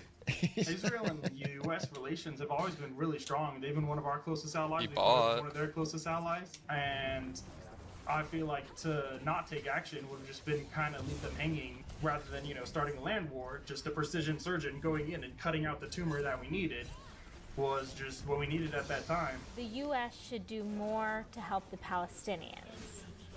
2 to 4. Things that Israel has done to Palestine and to Gaza in general have been, you know, pretty unspeakable. You know, I think that I saw the statistic that they've, you know, killed 2% of Gaza's population. Interesting. Now, I obviously don't think we should send weapons to Palestine at all. I just think that we should, you know, send aid, send food, you know, send medical equipment to Palestine. I think that it would be, I think it would be really helpful for them, and I think it'd also be a really good look for the United States. You think Cooper's too woke? But I feel like we have such Nice. deep ties Just with absolutely Israel fucking feeding. that either we have to support Getting that them XP though. or Someone in chat said he's an I show speed Republican. I show speed. That's a new voting block. I'll not Cooper, not this guy. That's funny. Honestly, though, yeah, sure. This is who fucking Chuck Schumer and Hakeem aren't getting. They're not getting the I show speed Republicans. They can flip them. Should support Israel or not anyone at all? I feel like they shouldn't be involved in that conflict whatsoever. The bigger thing is we should get a ceasefire going. I don't want to build any of these items. Maybe try to Triforce. start new talks for, you know, a solution to this whole conflict, etc. The U.S. should be more involved Hopefully, I in do some helping Ukraine. damage. We're limit testing. Okay, I do want to know, like, they open with all this foreign policy stuff. I don't want to watch too many hours or minutes of my life watching 20-year-olds debate foreign policy. I wanted to hear their thoughts on the economy. I guess we'll get there. It's not that long. Feel the need that we should be in any foreign wars. I just think that in this particular situation, you're trying to, you know, you're trying to pursue peace. That's great, but Okay, when if you're one in side damage. is not, you know, cooperating, then, you know, you're kind of left with no other choice. My fundamental perspective on this is, again, context and history matters. It's very Once I easy get the to say Q-Max support on one going. side and say Palestinian people we have to support. We have to support So many Ukrainians. Triforce But procs. why is Russia attacking Ukraine? If we don't understand these regions and we try to malign one group, that poses a problem because then that will lead to these groups that the U.S. is fundamentally antagonistic towards. They will not engage in negotiation. Would you declassify the Epstein files? Yeah, I would. The Trump He's interesting. administration is being Jacqueline. transparent with the Epstein files. I think maybe that he's covering up. Oof, that's a 0 for 6. President Trump is in the Epstein files, because I feel like if he was, that would have came out a long time ago to, you know, destroy his campaign. I want him to be at least some semblance of honest, or at least lie better, because this is just a disgrace, in my opinion, in just every way. We're going to make America affordable again. They moved on so quickly. Briefing. That's it. Talking about that for 2 seconds, bro. I had to hear them fucking explain the tactics to win the war in Ukraine for 5 minutes. I had to hear whether we should take the Donbass or not, and now I don't know. An Epstein file, that's like that's stuff people know a lot about or have more of a strong opinion on. Yes, they all agreed, so there's no debate. I feel optimistic about my economic future. Yeah, I mean, I think it's gonna be okay. Really? I think it's gonna be. I mean, obviously the housing bubble is pretty terrible. I don't think any of us are gonna own a house. I'm That's shocked cost, by that. But in terms of I'm interested in hearing, just, though. like, what the government has control of, I feel like we're heading in the right. Really, Moses? I think one thing that I always like to look at is when my parents bought this house that I've always lived in 2001, the average household income was $30,000 less than it is now. But if you look at the home cost, it was actually $250,000 less than it is now. Cooper's got ChatGPT open in a window. Reading fucking talking points while he's... Obviously, Moses was saying that, you know, we got to wait for the house bubble to pop. But you look at that difference and it's hard to be optimistic looking at your future. I want to hear the rest of them. Do you guys feel that anything Trump is doing is helping you work towards that goal or hurting you? I know you mentioned something during his campaign about like housing interests. So interest rates is probably what he's talking. Trump is interest rates. Yes, interest rates. That's actually not done by Trump. That's the Federal Reserve, and that is based on a number of factors, including inflation. Trump did appoint Jerome Powell to the position.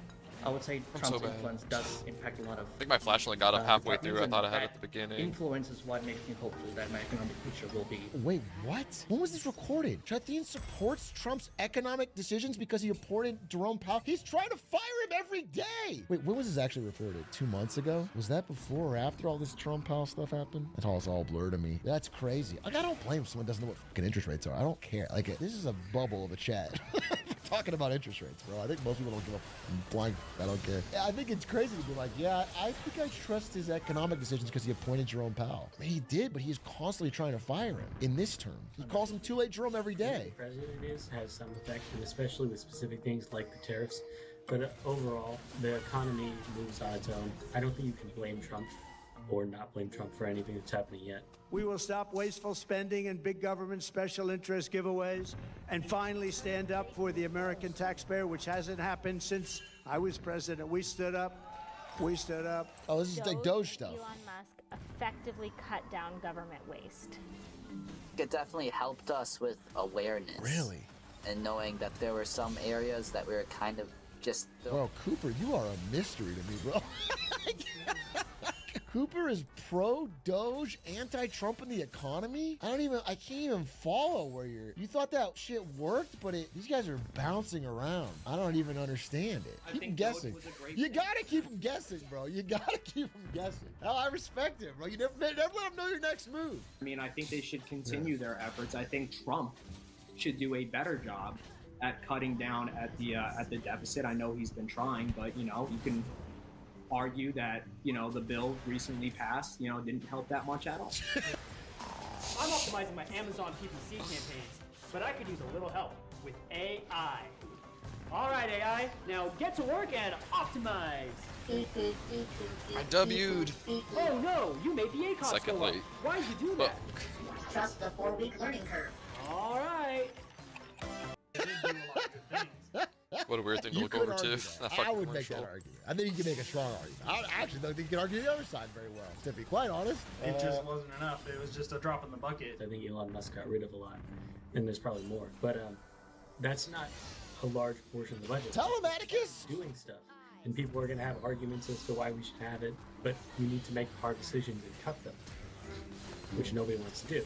People just don't understand that the comfortable and cushy life that we live here in America, regardless of your status, got the ignite whether off, you're poor, broke, or rich, we still live at a point of privilege where the government can take care of us.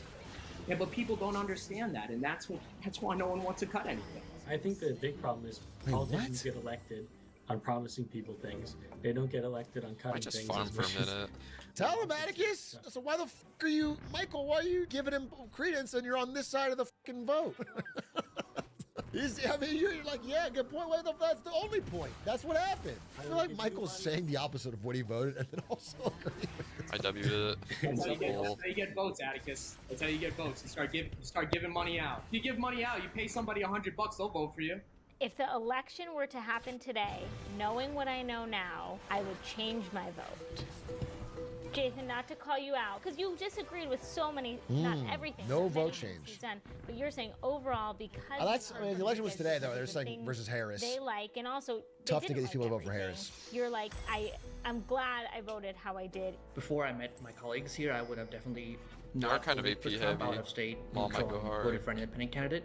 But I think after hearing my colleagues talk about why they support Trump and their reasons and their plans for America, I'm starting to feel a bit more confident about the silent majority, as we can call it, or the young adults who supported Trump.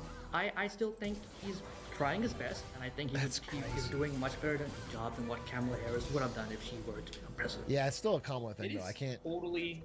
1,000% okay to scrutinize the president, especially the president that you voted for, to scrutinize him and criticize him. And that's part of what makes America great, is that we can do that. I know we disagreed on this podcast, but I agree with you. We can still do better. He's not 100% perfect. I'm not saying that he's a perfect man. Trust me, he's not. But, you know, I just want to say, listen, it's okay. We can criticize the president, and that's totally fine. We can change our opinion, and it's by having conversations like these. I so appreciate all of you guys. Amen, sharing your brother. thoughts, being really honest. I learned a ton. Wow, that was an interesting video. I would be better to watch at the time because I'm trying to remember what 2 months ago, what was in the news, what was going on. Honestly, my opinion, and I'll tell you the truth. It's all such a fever dream. Who knows what's going on 2 months ago? I listened to him talk and I was like, what are these fucking blue-haired fucking college students rambling about, bro? Seriously. That's what I felt. That's just me, though. Brother, as a non-American, this confused me. I feel like I know about these guys. It's a bit of a bubble. Not only this chat, but my Clips channel. You know, and that's something I have to plan for if I want to not get just fucking Tylenol eating politics people online. It's like when you talk about political stuff, you're going to attract people who want to talk about political stuff, and that means they're more interested and informed in it. But what are you going to do? What are you going to do?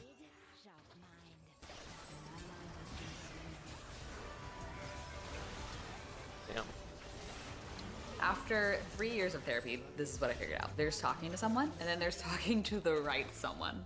Kill them all. That is the order that Defense Secretary Pete Hegseth reportedly gave before the military launched its first attack against alleged Venezuelan Secretary of War finally fulfilling the name title. Like, we're not defending, we're doing war crimes, motherfucker. The commander overseeing the operation ordered another strike. There was like an estimate that like 25% two survivors, they were blown of the boats blown up weren't what we're seeing fucking thanks to drug reporting in boats. the Washington Post. And of course, all of this, it's coming as Trump seems closer than ever to authorizing military action on Venezuelan soil aimed at ousting the country's president, Nicolas Maduro. Right, and with Maduro, the White House claims that he's the head of a drug cartel that just recently got labeled as a foreign terrorist organization. Though very interestingly, you also have Trump announcing that he has plans to pardon a different Latin American president guilty of bringing more than 500 tons of cocaine into the U.S. over 2 decades. And so, you know, with so much to unpack, I want to start at the beginning with the first strike, which took place on September 2nd and killed 11 people. Because current and former officials within the U.S. military and Drug Enforcement Administration, they have reportedly expressed doubt that everyone on board were actually involved in trafficking. I mean, one DEA official explained that with more people on board, it means less room for drugs to sell. So they concluded that the 11 people, they may have been a mix of drug runners and illegally trafficked migrants. Right, and there are similar doubts about the identities of more than 80 people that have been killed in nearly 24 attacks since then. Also, Colombia's president has publicly accused the United States of killing at least one innocent fisherman, and lawmakers have said that even in classified briefings, Pentagon officials haven't given any specific names of traffickers or syndicate leaders that have been targeted. Also, one of the big things is that there are gaps in the videos that the administration has been releasing of the strikes. All while you have the Pentagon not fulfilling a bipartisan request from lawmakers to see the unedited footage. But again, also, and I know I sound like a broken record here, even if it was true, which we don't know right now that it is, that all of these people were drug runners, that wouldn't make what happened legal. Right, experts as well as current and former U.S. officials have said that these strikes are illegal under U.S. and international law, and they may open up those involved in future prosecution. Because understand, no matter what this administration is claiming, there is no imminent threat of attack, and the United States isn't in an armed conflict with the cartels. And the reason I stress these experts and the people with the experience is because there's a billion fucking talking heads, myself included out there, saying things. But you've got experts like a former military lawyer who previously advised U.S. Special Operations Forces and is now the director of the National Security Law Program at Georgetown Law, explaining that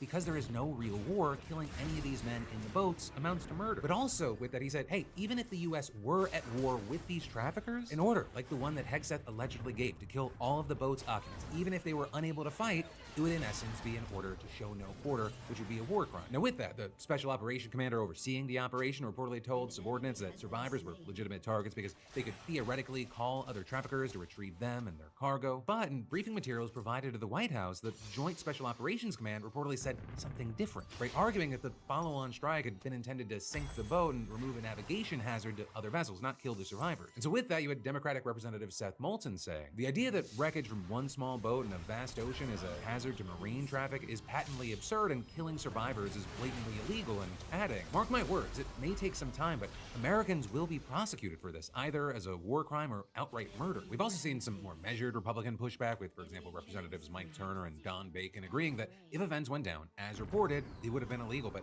also they questioned whether it really happened that way. Right, so then with that, you had the Republican-led Senate and House Armed Services Committees saying that they're launching inquiries into what happened, and then as far as Hegseth, you had him writing on social media. As usual, the fake news is delivering fabricated, inflammatory, and derogatory reporting to discredit our incredible warriors fighting to protect the homeland. But then with that, he didn't respond specifically to the allegations, and he actually affirmed that these strikes are specifically intended to be lethal. He also claimed, without providing evidence, that every trafficker killed is affiliated with a designated terrorist organization, insisting that current operations in the Caribbean are lawful under both U.S. and international law, and finally adding in a separate post, we have only just begun to kill narco-terrorists. He then also had Trump saying yesterday that he believed Hegseth 100%, but also that his administration will look into the matter and claiming that he wouldn't have wanted a second strike. But also, as we learn more about what's already happened, what might happen next is what's got a lot of people on edge, especially as Maduro may have lost his last chance to negotiate. You had Trump confirming yesterday that he had a call with Maduro a couple of weeks ago, and while he didn't give details, you had the Miami Herald reporting that he gave the Venezuelan president an ultimatum, saying something along the lines, you can save yourself and those closest to you, but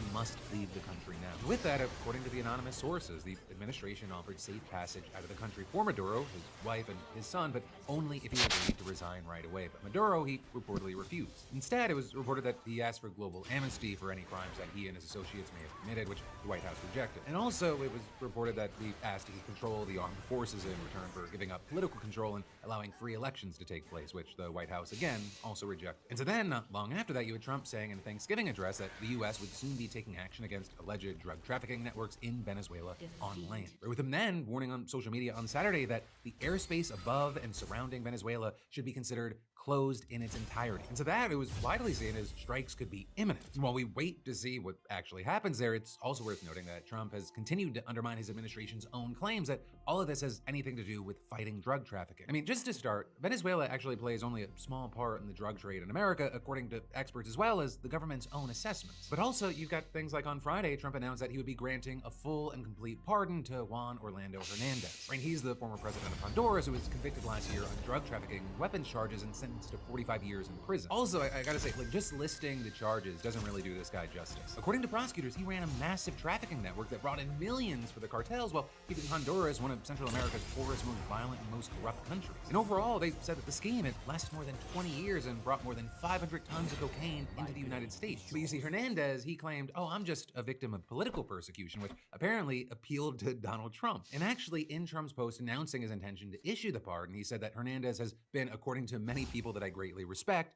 treated very harshly and unfairly. And saying if this conviction stood, quote, you could do this to any president. And so, it kind of seems like Trump connects to this, sees any kind of president that is being, I don't know, held accountable as a kindred spirit. But then, next up in the news, I'm very interested to know your thoughts here. This college essay just got an instructor suspended, and it's now sparked a national fight over whether we're looking at a free speech crisis or it's just a terrible paper. So at the University of Oklahoma, you have this student, Samantha Fulnecki, and she's studying psychology. And in one of her psych classes, she was tasked with writing a reaction paper regarding societal perceptions of gender. Paper was so bad. God and the Bible to make a case for why traditional gender roles are important. But then, at about possible 25 points, you would Samantha any paper that just references one book from like forever ago is not going to do well. Like, it doesn't matter that it's the Bible, like multiple sources, studies, that's what's important. Contradicts itself, heavily uses personal ideology over empirical evidence in a scientific class, and is at times offensive. And adding, using your own personal beliefs to argue against the findings of not only this article, but the findings of countless articles across psychology, biology, sociology, etc., is not best practice. Well, a second instructor for the course also backed that grade up. Samantha, she wasn't happy with this and argued that her free speech rights were violated. So she reportedly filed a discrimination complaint and grade appeal, with her telling the Oklahoman to be what I think is clearly discriminated against for my beliefs and using freedom of speech, and especially for my religious beliefs. I think that's just absurd. And this story, it really took off when the school's Turning Point USA chapter posted about it, and they claimed that the instructor who gave the grade was trans, with them writing, we at Turning Point OU stand with you. You should not be letting mentally ill professors around students. Clearly, this professor lacks the intellectual maturity to set her own bias aside and take grading seriously. Professors like this are the very reason it's such a bad article, though. Like, but also, like, not everyone's on her side, because you had both Turning Point and the Oklahoman publishing Samantha's essay, and so now you have some thinking that the paper, it really never deserved a strong grade to begin with. I'll include a link so you can read the whole thing yourself, but it starts by saying, this article was very thought-provoking and caused me to thoroughly evaluate the idea of gender and the role it plays in our society. Then adding, God made male and female and made us differently from each other on purpose and for a purpose. God is very intentional with what he makes, and I believe trying to change that would only do more harm. Women naturally want to do womanly things because God created us with those womanly desires in our hearts. Right? And then it goes on to say, society pushing the lie that there are multiple taking no damage genders from and proxying everyone should be level 1. whatever That's they cool. want to be is demonic and severely harms American youth. I live my life based on this truth and firmly I think we believe can actually that there would fight be him, less though. gender issues and insecurities in children if they were raised Holy knowing fuck, that we they can't do fight not him. belong to themselves, but they belong to the Lord. And so with this paper, you had many just not impressed, thinking it didn't meet the standards of a college-level psychology class, and they ended up siding with the professor's grade and justification for it. Right? And there you had some arguing that right-wing cancel culture has gone off the rails, with some saying that it feels like she wrote a bad paper on purpose They're gonna to sleep get on the my attention W. of TP USA and turn this into a whole culture war thing. But again, you know, Samantha had a ton of people in her corner. I mean, the situation even got the attention of the governor of Oklahoma, who wrote, "First Amendment is foundational to our freedom and inseparable from a well-rounded education." Adding, the situation at OU is deeply concerning. I'm calling on the OU regents to review the results of the investigation and ensure other students are I need the fucking cue. Yesterday, you had the school releasing a statement saying that the instructor in question has been placed on leave. So while the school didn't name Samantha or anyone involved, it did say that it takes First Amendment rights seriously and began a full review of a student's complaint. Then with that, saying that Beat the his school has ass. been in constant communication with the student over her grade appeal, and adding that the process resulted in steps to ensure no academic harm to the student for the graded assignments. And then regarding the discrimination claim, you had the school noting that the graduate student instructor had been placed on leave, then noting a full-time professor is serving as the course instructor for the remainder of the semester, and then adding that the school is committed to fairness, respect, and protecting every student's right to express sincerely held religious beliefs. Then all of that, it opened up even more backlash from people who thought that the instructor was totally fair in the grading process. Or people saying that the paper deserved a bad grade, and then it's also opened up a larger conversation. Maybe, about because I think it was like politics, out of 30 education, points, how these maybe ideas she would should have really earned clash 3 with for With like that, you had some saying things name like, on one of the it many and like problems Charlie Kirk generally made significantly worse coherent was convincing sentences. some of the least intelligent, thoughtful, qualified students that they could just say, well, the Bible says, and then proceed to misquote or not even cite the Bible and get out of doing their homework. And, you know, that Kirk comparison, it ends up being interesting here, not just because of how involved TPUSA is in this situation, but also because, you know, there are a ton of these educational clashes becoming more prominent following his death. There were tons of people who were fired or faced some form of disciplinary action over comments that they made about him, and educators were especially impacted by this. Right? And in recent weeks, there have just been tons of headlines about teachers taking legal action and suing because of those firings. You know, it doesn't feel like this space is going to calm down for a number of reasons, including, I mean, you've had some pointing to the fact that TPUSA actually has a professor watch list to, quote, unmask radical professors. And there you had one of the professors on that list previously saying to NBC, Why? when you step in the classroom, you might as well be in the studio. People are going to record what you're saying. They may publish it, they may take it out of context, they may share it with your enemies. Anything can happen now, and it frequently does. But also, I'll say the impact, it goes further than just kind of the cancel culture element here, because you have things like in Ohio, the House there actually passed the Charlie Kirk American Heritage Act, which, quote, works to preserve the ability for educators to discuss the positive impact of religion on American history. And there you have critics seeing that as legislators using Kirk's death to insert Christianity into the classroom. But with that, I'll also say you can't pin everything here on like Charlie Kirk or TPUSA, because it's not the case. There have long been attempts to kind of intervene in the classroom, especially from the right. And if anything, this feels like kind of just the latest chapter of it. You know, as we wait to see how this plays out, I would love to know your thoughts, opinions, and reactions, right? Do you think what the professor did there, the grade, that was fair? Is it a free speech violation? Any thoughts at all? And then we're going to dive into more in just a minute. But first, let me say, you know, it is still technically fall here, and it's stacked with football, basketball, hockey, concerts like Jonas Brothers, Lord, John Party, and more. You know, it's all happening, and we've been giving out $500 every week for over a year, thanks to our Think I go sponsor, outside PC. fucking... What are you talking about, Phil? Required. But then next up in the news, we should talk about, especially after this long holiday Going outside's weekend, for how nerds. Trump is using the National Guard shooting to further his immigration crackdown to the point that some are calling it insane. Because quick recap, on Wednesday afternoon, 2 members of the National Guard were shot at close range in downtown Washington, D.C. The 2 troops were Staff Sergeant Andrew Wolf and Specialist Sarah Beckstrom, both from West Virginia and deployed to D.C. as part of Trump's crime crackdown. They've been in the city since August. And then after the shooting, both victims, they were taken to the hospital where Beckstrom died and Wolf remains in critical condition. So Just gotta wait for them to be stupid. Milo's actually fucking doing damage though.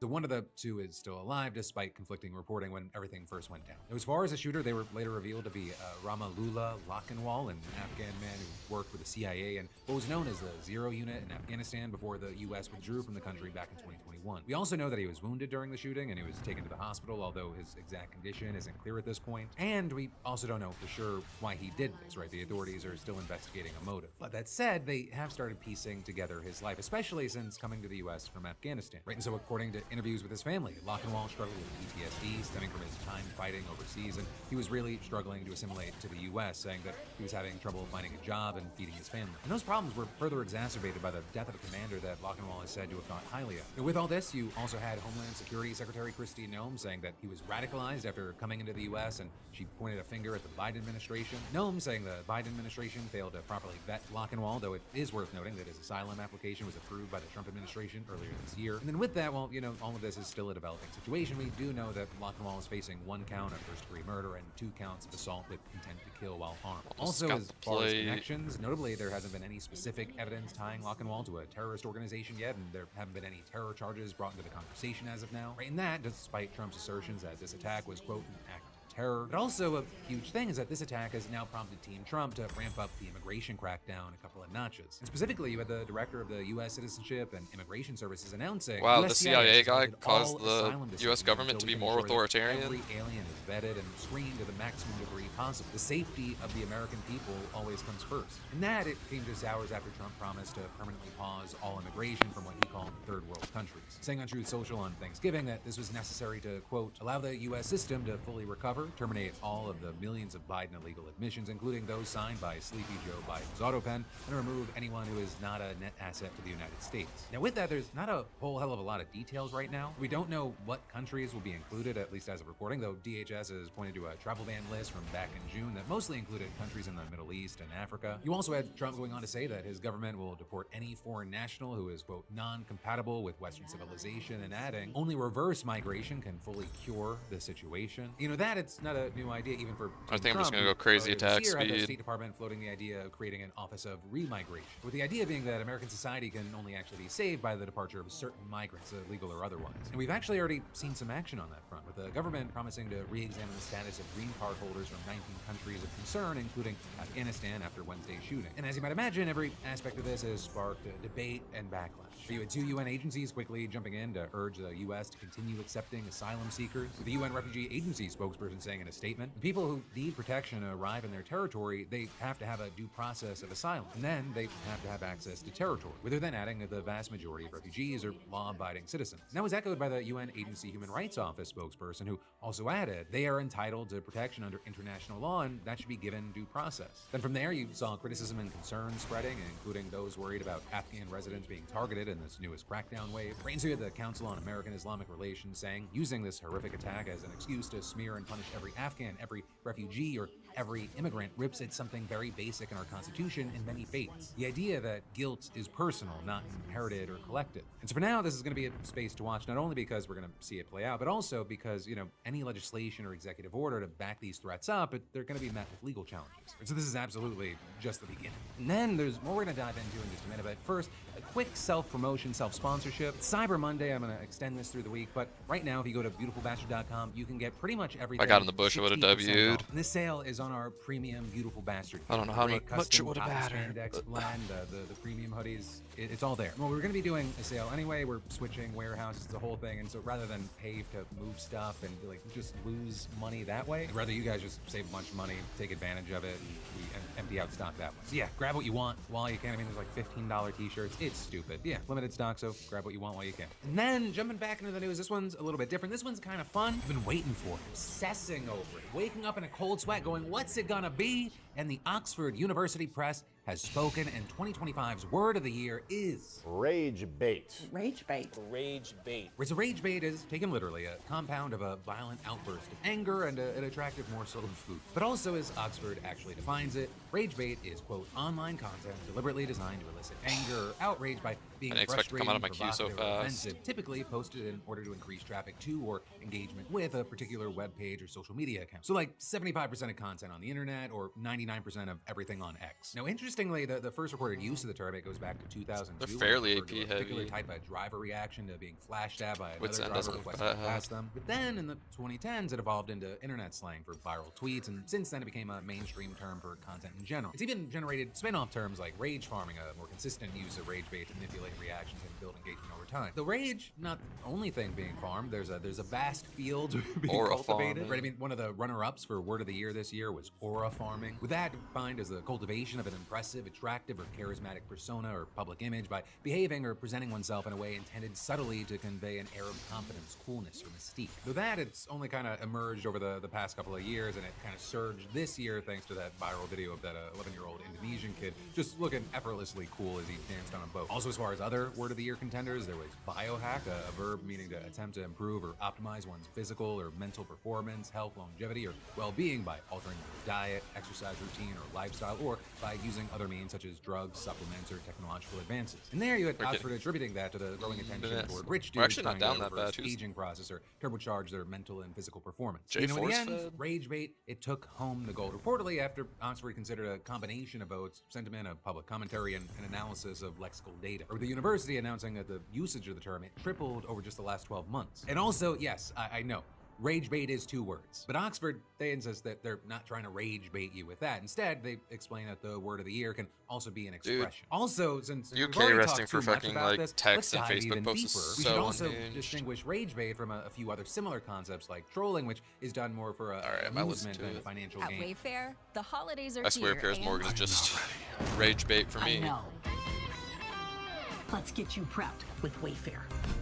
Push it. Got it. Run it again. Read front door. Snowflake sheet, guest bed. Extra dining chair and living +1. Perfect. Fast and free shipping! He's ready. Win the season with Wayfair. Damn. Almost saved the turret. For years, nearly every solution for erectile dysfunction has focused on one thing: blood flow. And while that's important, it's only half the picture. Arousal is driven by dopamine and your central nervous system, signals that trigger both desire and physical readiness. But Rouge Get Ready also includes apomorphine to activate the brain's role in the erection process. By treating both the brain and the body, Rouge Get Ready doesn't just help you perform, it helps you feel connected, confident, and in control. It's designed to work where arousal truly begins, your brain.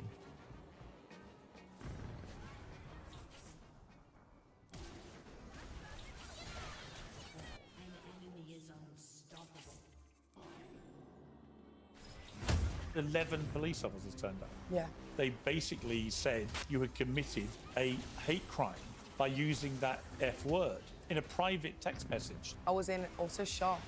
If the state can pry on our private conversations, that really does take us into Orwellian territory. You don't have a free nation there. Who cares if she was like, you know what, I am homophobic. And I said it because I'm homophobic.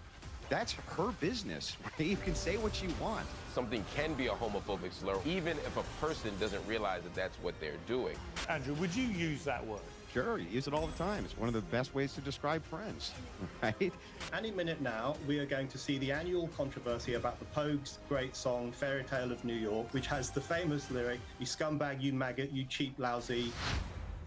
F word. The Oxford English Dictionary has said just it. named Oh my rage bait God. as its word of the year. They define it as content deliberately designed to elicit God, the outrage UK's full of by being pussies. It's kinda frustrating, crazy. provocative, or offensive. I thought it was only appropriate to mention that story given the hullabaloo over my polite reticence to use the F word. And no, as you're probably well aware, it's not that F word. Would you say the word faggot on camera? No. Why? Because You don't want to get arrested, do you? doesn't want to be arrested. Because it's so harmful to people? No. Is it like gay bashing? What's wrong with that? Actually, my whole issue with the whole trans debate, for example, is you don't need to slide into actually saying derogatory stuff about trans people to make the point that women's rights should be protected. You don't need to. Well, I agree. So what? I don't believe. No, but it's a magic word. I don't believe in needlessly sneering. Well, I'm not smearing anybody. I just think. But what would you use that word? Faggot? Yeah. I just did. Yeah, but would you Faggot, use it? faggot, faggot. Okay, but why? And I'm using it because you're not allowed to, because you're... I'm allowed to. Go ahead. I don't want to. Say, I love gay people. Faggot. I'm allowed to. I just choose not to. Well, we'll talk about the F word again shortly with my panel, who are standing by. But Tucker Carlson's claim that I could be arrested for saying it was based on a real story he'd read in the Daily Mail. A nursing home worker had been arrested and convicted, he said, for using that word in text messages about a man she claimed had assaulted her. As I said in the interview, it sounded utterly ridiculous. Ladies, in a string of examples of an assault on free speech in the UK. But I hadn't actually read the story, and I said I'd look into it afterwards. That's exactly what I did, and I'm pleased to say that Elizabeth Kinney, the mother of 4 who was convicted over her text messages, joins me in the studio now. Elizabeth, thank you for coming in and joining us today for this debate. Just first of all, just to clear up exactly what happened to you, explain to me and the viewers what went down. I was assaulted by a male acquaintance. Physically or sexually? Physically. Physically. Physically. It wasn't my ex-partner. It was a friend, like a group of friends. The female acquaintance that basically, she basically was getting jealous over me because she started seeing my ex-partner. So she was trying to cause trouble for me, which ended up resulting in me getting attacked. After that, obviously, I went to the hospital and I sent her messages and pictures of my injuries, just to prove like what she'd caused. And obviously, I was very upset at the time. I'd had a like inflammation on my brain. I had a skull fracture, which made me not really feel like myself at the time. I was very upset and I was very angry with what had happened to me, which made me say messages that I really wouldn't have said. So you sent her a load of messages.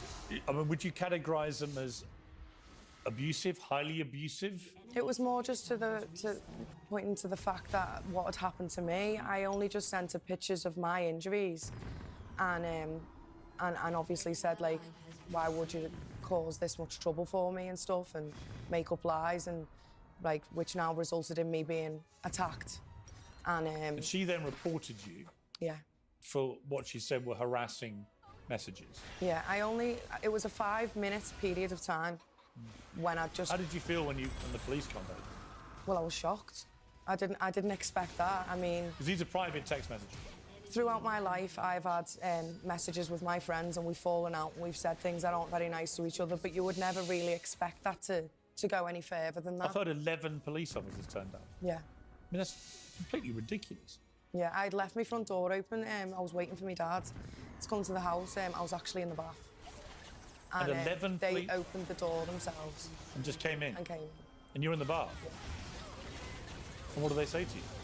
Well, I heard my name, which was Poppy counters me so hard. 10 male officers? Yeah. And then I heard my name, and I thought, well, it might be my sister, because it didn't sound like someone who was... Because obviously I was upstairs in the bath. And then they just come up the stairs, and they didn't give me any privacy or anything. Like I had to... You were naked? Yes. How did that make you feel? The F word. We've already said what that word is. He repeated it many times. I choose not to say it. You can do what you like. But that word, did you intend it in the messages to be a derogatory, homophobic slur? Absolutely Because not. that is the alleged crime, is that you were promoting hate towards gay people by using that word. First of all, a lot of my friends are gay. I am not homophobic in any way, shape or form. The word in question is a word that in our town where we live, we associate that word with somebody who, well, mainly males who hit females. Like, it's never a word for a sexuality. It's always a word where we live in our context, as in, like, basically a weak person.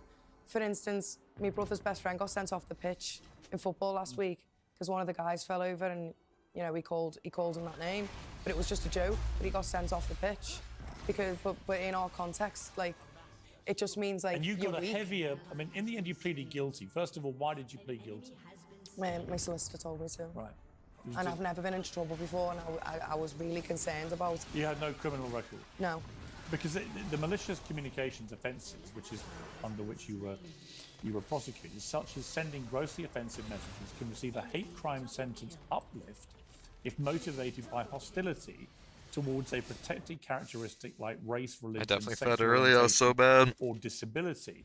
So you got an uplifted sentence. They basically said you had committed a hate crime by using that F word, which, given that you had no intent to be homophobic with it, for the reasons you've outlined, just seems preposterous. Yeah. In a private text message to somebody. I didn't even say to the person. Who you were angry with because you had been assaulted. Yes. Has anything happened about the assault? When I was in the hospital, the police were called by the doctors and nurses, and everyone in question were arrested at that given point. Then I ended up getting arrested a week after that.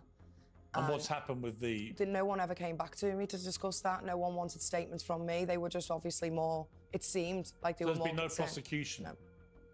So the fact you were assaulted was deemed to be less serious, it would appear, than the fact you'd used this F word in communication, private communication with this woman you'd had a falling out with. Yeah. What do you feel about that? Very, very disheartened and upset. It's destroyed my character as a person. I've been a care assistant since I was 17, and I want to be a nurse. I like helping people. I want to save people's lives. I have got a good character, as obviously I'm still working. Thank you very much for coming in. Thank you.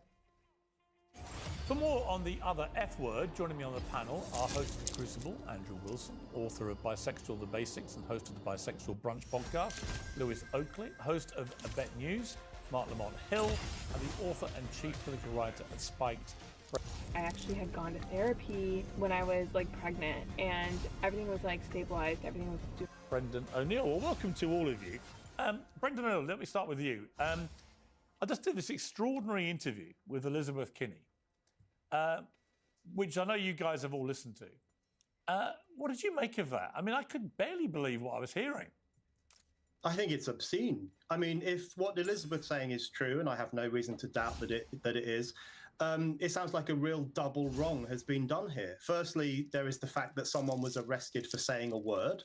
That should never happen, in my view, whatever word they use, even if they use it in public.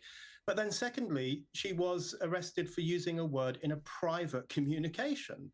That is an outrage, completely and utterly obscene. That really does take us into the territory of thought policing. If the state can pry on our private conversations, drag us into the dock for things that we say to friends or frenemies or enemies, whoever it might be, that really does take us into Orwellian territory where the government has the right to snoop on what we say to fellow citizens. I think that is outrageous.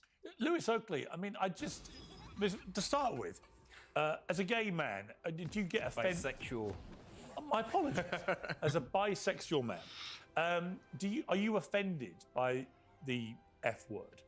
Yeah, I think that it's definitely got connotations there that are offensive. I mean, it's used to demean people and say that, gay people are, subhuman, disgusting, less manly, and that's what's inferred by it. So when it's used as abuse for young kids, like young 15-year-olds that are being called this in the playground, yes, it holds meaning. It, leads to mental health issues. It leads to people feeling that there is something wrong. But if it's not being used as a homophobic slur, in other words, it's not being targeted at a gay person. And, her explanation was that where she lives in the north of England, well, no, Mark, I'll come to you. You might laugh, but I know there are parts of England where they would definitely not consider this to be a homophobic slur. They would just do it as a bit of, as they would see it, quite harmless banter. Now, we can argue about that, but it's different to say the N-word over here, which everyone would have a clear idea about. I don't think that this F word is seen in quite the same context, hence why she used it here, but not in a way that could be remotely construed as homophobic, which then begs the question, why has she been prosecuted for a hate crime prompting Oh my hate God, they're against all people. basically I AD. think that it's almost worse that he was straight, you know, because what she's doing, she's really angry in the moment. I totally get it, and she's thinking, how can I insult this man that has done this terrible thing to me? And by the way, like, you know, I hope he gets convicted too. How can I demean him? I know, I'll call him gay, because gay is so lower, gay is so, like, you know, anti-masculine, and that's the whole point. That was the word there's 1,000 other words she could have used to describe But she it. says she's not homophobic and wasn't saying it as a gay slur. Okay, but so what's that? You want to say that people that use the N-word to describe people aren't racist? It's just their banter between their friends? Well, no, because I think there is a qualitative difference in severity of these words. I mean, So Mark, race is more important than sexuality. well, it's an interesting, arguable point. I mean, Mark, look, I would never use personally that F word. I would certainly never use the N word privately or in public. There probably is a qualitative difference between the two, I would say. Most people might think that. Certainly in England, I can imagine a lot of people using it, playgrounds and stuff, and not intending it to be a homophobic slur, not even knowing it is. So it's not as clear cut as you might think it is. But regardless, as Brendan said, you know, regardless of whether you think it is or isn't, the idea that you communicate that word in a private conversation to someone via text message who you know, and the next thing, 11 police officers are charging into your house to arrest you. That can't be right, surely. Yeah, I'm glad you brought that up. So you raised 2 points. The first one, where I disagreed with you, wasn't whether or not people saw it as a homophobic slur. My point is something can be a homophobic slur or a racist slur or an anti-Semitic slur or whatever, even if a person doesn't realize that that's what they're doing. In the United States, I've spent a lot of time in locker rooms as an athlete. I spent a lot of times in fraternity houses. I spent a lot of time just in my neighborhood. And that word was used a lot. And it was often used not against gay people, although it certainly was used against gay people. It was also used against ostensibly straight people, as my colleague just said, for the purpose of demeaning, for joking. Sometimes it wasn't even an intense joke. Sometimes it wasn't outrage. It was just it was used ostensibly in a playful way. But the idea is, if the best way to mock you or to tease you or to make you seem less like a man in a society where being a man is the height of humanity is to call you gay, But then you'd it never still be becomes arrested. Yeah, but hang on, you'd never be arrested in America for using that word, because the First Amendment would protect you. So you can be offensive in America in that way without actually treading into criminal activity, because the First Amendment is there to protect that very thing. Actually, it really protects all speech, including hate speech. So that's the second piece of it, right? I just wanted to address the idea of whether it's homophobic speech or not. But even if it's hate speech, let's say it rises to the level of hate speech, regardless, I don't think that the surveillance state should be overseeing us to decide when and where we're making the hate speech, even though I deplore hate speech. And then I also don't think the carceral state should be criminalizing or intensifying criminal penalties for using it. So yeah, it's awful to do. You shouldn't do it. But I could be the worst piece of human garbage on earth for using a word or a slur. It doesn't mean that I should get arrested for it. I think there's other ways to resolve that. Yeah, Andrew Wilson, you know, it was very interesting when Tucker jumped me with this, because I wasn't aware of the case. So I was doing Tucker's show. We had a 90-minute chat about all sorts of things. The main premise of his conversation was that my country's gone to the dogs. I was defending it vigorously in some parts and agreeing with him in other parts, as I would America, by the way. Good and bad, but two great countries. However, when he went on this rant about this, it took me by surprise. I didn't not say this F word because I thought I might be arrested. I wasn't aware of the story. I went and did some research, and I discovered somebody had actually been arrested in my country for using that word in a text message. She says, being beaten up by a guy, having treatment in hospital, and texting somebody that she believed to be partly responsible for her getting the beating. And that beating has not been properly investigated. So I don't know enough about that part of it to determine, you know, how clear-cut that all was. But regardless, the idea that she could use that word in a text message, and the next thing, 11 police are banging on, not even banging in, they're coming in, and she's having a bath, naked. Absolutely extraordinary, isn't it? That is fucking unhinged. As we go into November, big news.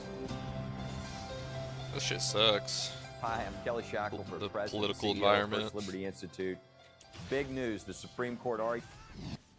December is Heart Awareness Month, which makes you think differently about the busy holidays. Stress rises, routines slip, and our bodies, especially the heart and blood vessels, feel the Where the impact. fuck do you come from? Supporting healthy Sleeping. circulation becomes more than a wellness goal. It's essential. That's why it's important to boost your natural nitric oxide levels to keep the blood moving. Blood Flow 7 by Juvenon is a natural daily supplement. It's specifically designed to support healthy circulation so you can feel energized, clear-headed, and vibrant again. Packed with natural ingredients, it works by boosting nitric oxide levels to relax the blood vessels, helping blood flow freely. That means more oxygen and nutrients to your brain, heart, and muscles. All with one dose a day to improve stamina, heart, health, and vitality, all without caffeine or stimulants. Try Blood Flow 7 today and feel the difference where it matters most, inside your veins. Visit bloodflow7.com/uncensored and get 30% off your Blood Flow 7 order today. Well, it's actually, I'm not even surprised. So the idea here is, I guess you could get SA'd, and if you call your assailant the, quote, F slur, you go to jail, right? Some country you got there. By the way, let's point this out, that progressives have for years, as these guys say, hey, we don't want to, put in hate speech laws and have people arrested and this and that. They've been doing the same type of stuff for years. They do depersoning, debanking, deplatforming, keeping people away from their cash. If you touch on any issues that they don't like, they've been doing that for years to conservatives. So they're doing the exact same thing that the government over there is doing. They're just using the private marketplace to do it. So what they do is they will go on these massive campaigns to deperson a human being from society because they have wrongthink, or they say a word that makes somebody else upsetty spaghetti, right? That's what they do. And the fact of the matter is like, who gives a shit? Who cares if this woman didn't care? Who cares if she was like, you know what, I am homophobic, and I said it because I'm homophobic. That's her business, right? You can say what you want. You're supposed to, at least in free nations, and that's not what you have there. And that was Tucker Carlson's point. You don't have a free nation. Should have ignited. I thought I had it. Which is under hang on, Mark. Out of interest, Andrew, would you use that word? Sure, you use it all the time. It's one of the best ways to describe friends. Right? Would you use it? Would you use it on a show like this? It's not meant to be. Look, it's not meant to be. Can I say it? Would you say it? I mean, would you normally use a word well, like that? Well, I wouldn't say it for the purposes of TOS, but I mean, if I was allowed to, sure, it's one of my favorite words to say. There's nothing wrong with the word. What happens is this. This word is not even being used as a homophobic slur, and it hasn't since I was a kid, okay? That's the truth. People call each other this all the time literally for fun, just because it's fun. You'll go, you like run into a buddy of yours. What's up, F slur? Right? You don't care. And you give each other a high five. I don't think that's true, though. It's fun. It is true. Look, no, I think if you ask gay people, they will tell you it is often used in a derogatory way and offensive way intended to demean them, and it's done all the time. I don't know how we salvage that into a 4-4. But you know what? Everything. You can use any word as derogatory if you want to, or you can use words and they're not derogatory. It depends on the context, and we're social creatures. I'm tired of people acting like socially everybody's retarded. We know that there's context for words, and when you say in proper context this word to buddies and people on the, whatever, it's not a problem socially, and it never has been. And Mark might shake his head, but I bet you in high school he was calling half of his friends that word, and they were probably calling it to him back. Why? Because it's funny. That's why it's funny. And were you Mark Lamont Hill? So here's. Was I? No, but. You've never used any derogatory term at school about anyone as a joke? You're asking a different question now than. Okay. Well, now you're asking generally. a different question. Right? His question was that. Why are we fighting this? The answer to the first question is no, I didn't use the F word in high school as he alleged. Second question is, have I ever used an offensive term? Absolutely. When I was a child, but as an adult, I like to think that I've grown beyond using the words that I used as a child. And I agree that social context matters, and I agree that we should always consider social context. We live in a society where gay people are still abused, where gay people are still slandered, where gay people are still physically assaulted, where gay people are marginalized, and that F word is used very often to do, and it's often accompanied by harm. And so if we know that, I agree. When you walk up to your friend and give him a high five and use that word, you may not be attempting to smuggle in homophobia. I don't think you are. But what I'm saying is we're normalizing a word that still accompanies harm and still kind of normalizes what we do and how we treat as a society, LGBTQI folk. And so I'm just saying, why don't we pick a different word that doesn't cause all of this hullabaloo? All right, the bigger issue... The problem is like, because they're not as fun. And the reason is, the more that you try to make these pushbacks, these social pushbacks, and tell people what they can and can't say, it makes them want to say it more. And you know it, Mark? Like, that's what happens. The second you start making social pushback and say, hey, this word you've been calling your friends, you guys have been joking around for years saying this stuff, you're not allowed to say it anymore because now somebody's going to get too upset about it. It literally gives them incentive to say it more. That's what happens. That's how social context actually works. But that's not what I'm saying. You know, if you guys wouldn't make a big deal out of it, if you guys wouldn't make, hang on, Mark, almost done. If you guys wouldn't make a big deal out of it, we wouldn't have a big deal, right? But you guys make the big deal out of it. All right, let me bring in Brendan, because, so I'm not... well, hang on, Mark, I'll come back to you. The bigger issue, it seems to me, here with the UK is that the Times newspaper recently revealed that police officers are making 12,000 arrests a year under Section 127 of the Communications 12,000? and Section 1 of the Malicious Communications Act.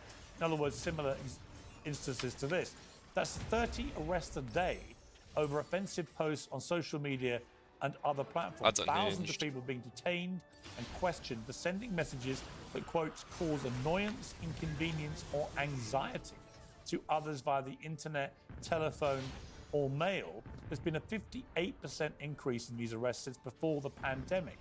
I mean, this seems completely nuts to me. Joe Rogan said they've already arrested 12,000 people for social media posts. We got a clip of him talking about this. They've already arrested 12,000 people for social media posts. That's insane. Above and beyond every other country, way above Russia. Russia was like 400 last year. The UK's 12,000. Any criticism of immigration, any criticism of grooming gangs and people being raped, any talk about how horrible this is, they come visit you. It's like someone's trying to destroy England. Now, I would say, Brendan, that's probably a mischaracterization. If you actually went over the 12,000 cases, you could probably see a lot of very offensive things in there. I don't know, but I'm surmising it's not just criticizing an immigration policy that's causing the arrest. But in a country that's supposed to be one of the leaders of free speech historically in the world, this is pretty terrifying, isn't it? It's just Kafka stuff. It's awful. It's like the Stasi. You know, older listeners and viewers will remember the German Democratic Republic, and they had the Stasi that would literally listen in on private conversations, that would literally rent out the apartment above the apartment of some dodgy person and listen through the floor to make sure they weren't saying problematic things. We now have a similar system in the UK. People are being arrested and in some cases punished for things they say. And, you know, it's now December, so any minute now, we are going to see the annual controversy about the Pogues' great song, Fairy Tale of New York, which has the famous lyric, you scumbag, you maggot, you cheap, lousy, beep. You know, we're not to say it, apparently, but that is a great song. That word is often bleeped out. And this is another issue about these insulting words. I actually think what's most insulting to gay people, ethnic minority people, all sorts of minority groups, what's most insulting is actually censorship, because censorship infantilizes them. Censorship says to them, you are such a weak part of society that we need to institute these laws and these rules to protect you from offensive words. It's actually a reversal of the great gains of the civil rights era, when we have these kinds of rules that say we must protect these poor little dears from ever hearing an offensive term. So I think these words are actually, the power of these words is less worrying to me than the power of censorship to infantilize minority groups and punish people who want to express themselves. All right, Lewis, as a poor little dear, would you like to respond? Well, yeah, I want to start with the numbers that you just talked about, because I think there is a point where we have to look at the reality of the modern world in which we live. Yes, we all want to see more convictions for rape and murder. Those things are very hard to prove.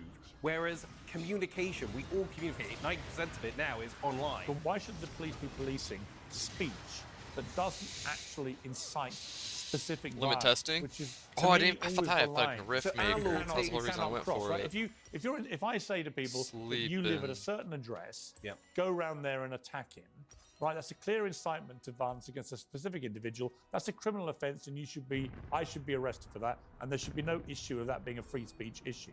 But if I just hate you or want to say derogatory things about you, or you do to me, that shouldn't be something that precipitates 11 police turning up at the door. Well, two things. We have protected characteristics, right? We understand that in UK law, it was only 1967 in this country it stopped being illegal to be gay. It was only in 2003 that we got rid of things like Section 28. The law has had a real hand in causing stigma and discrimination against gay people that did not disappear in 20-something years. I don't know what to build. It's right that the law steps in and says, you know what, we've had a hand in this. We're going to step in and protect you because it takes a preventative measure, much like the NHS, where it says, you know what, rather than treat you when you're sick, let's just prevent people from getting sick where we can. And it's the same thing here. Yes, the line is calling for violence, but if you can stop people hating on people for their individual identity, you can say you're stupid, you're an idiot, you've done this wrong, whatever, but if it's targeted, if it's hate on you because of your race, Is it okay because of your sexuality, because of your religion. Why does nobody get arrested for calling Donald Trump a Nazi? Well, no, but you know what? The Nazi thing is interesting because I do think... It's not just interesting, it's probably the most egregious thing you could possibly call somebody, is comparing him directly to Adolf Hitler, who murdered 12 million people, who gassed 6 million Jews in concentration camps, right? The idea that Well, that maybe is... the Americans should bring in some speech But the laws. idea that that is not an arrestable offence by comparison to using the F word against a gay person seems to me to be completely disproportionate. Well, you're absolutely right, but here's my thing. I think that the Nazi thing is an interesting thing because actually this proves that it's not a left or a right-wing issue because actually since the assassination of Charlie Kirk and those two attempts on Donald Trump's life, the right has been saying, watch your rhetoric.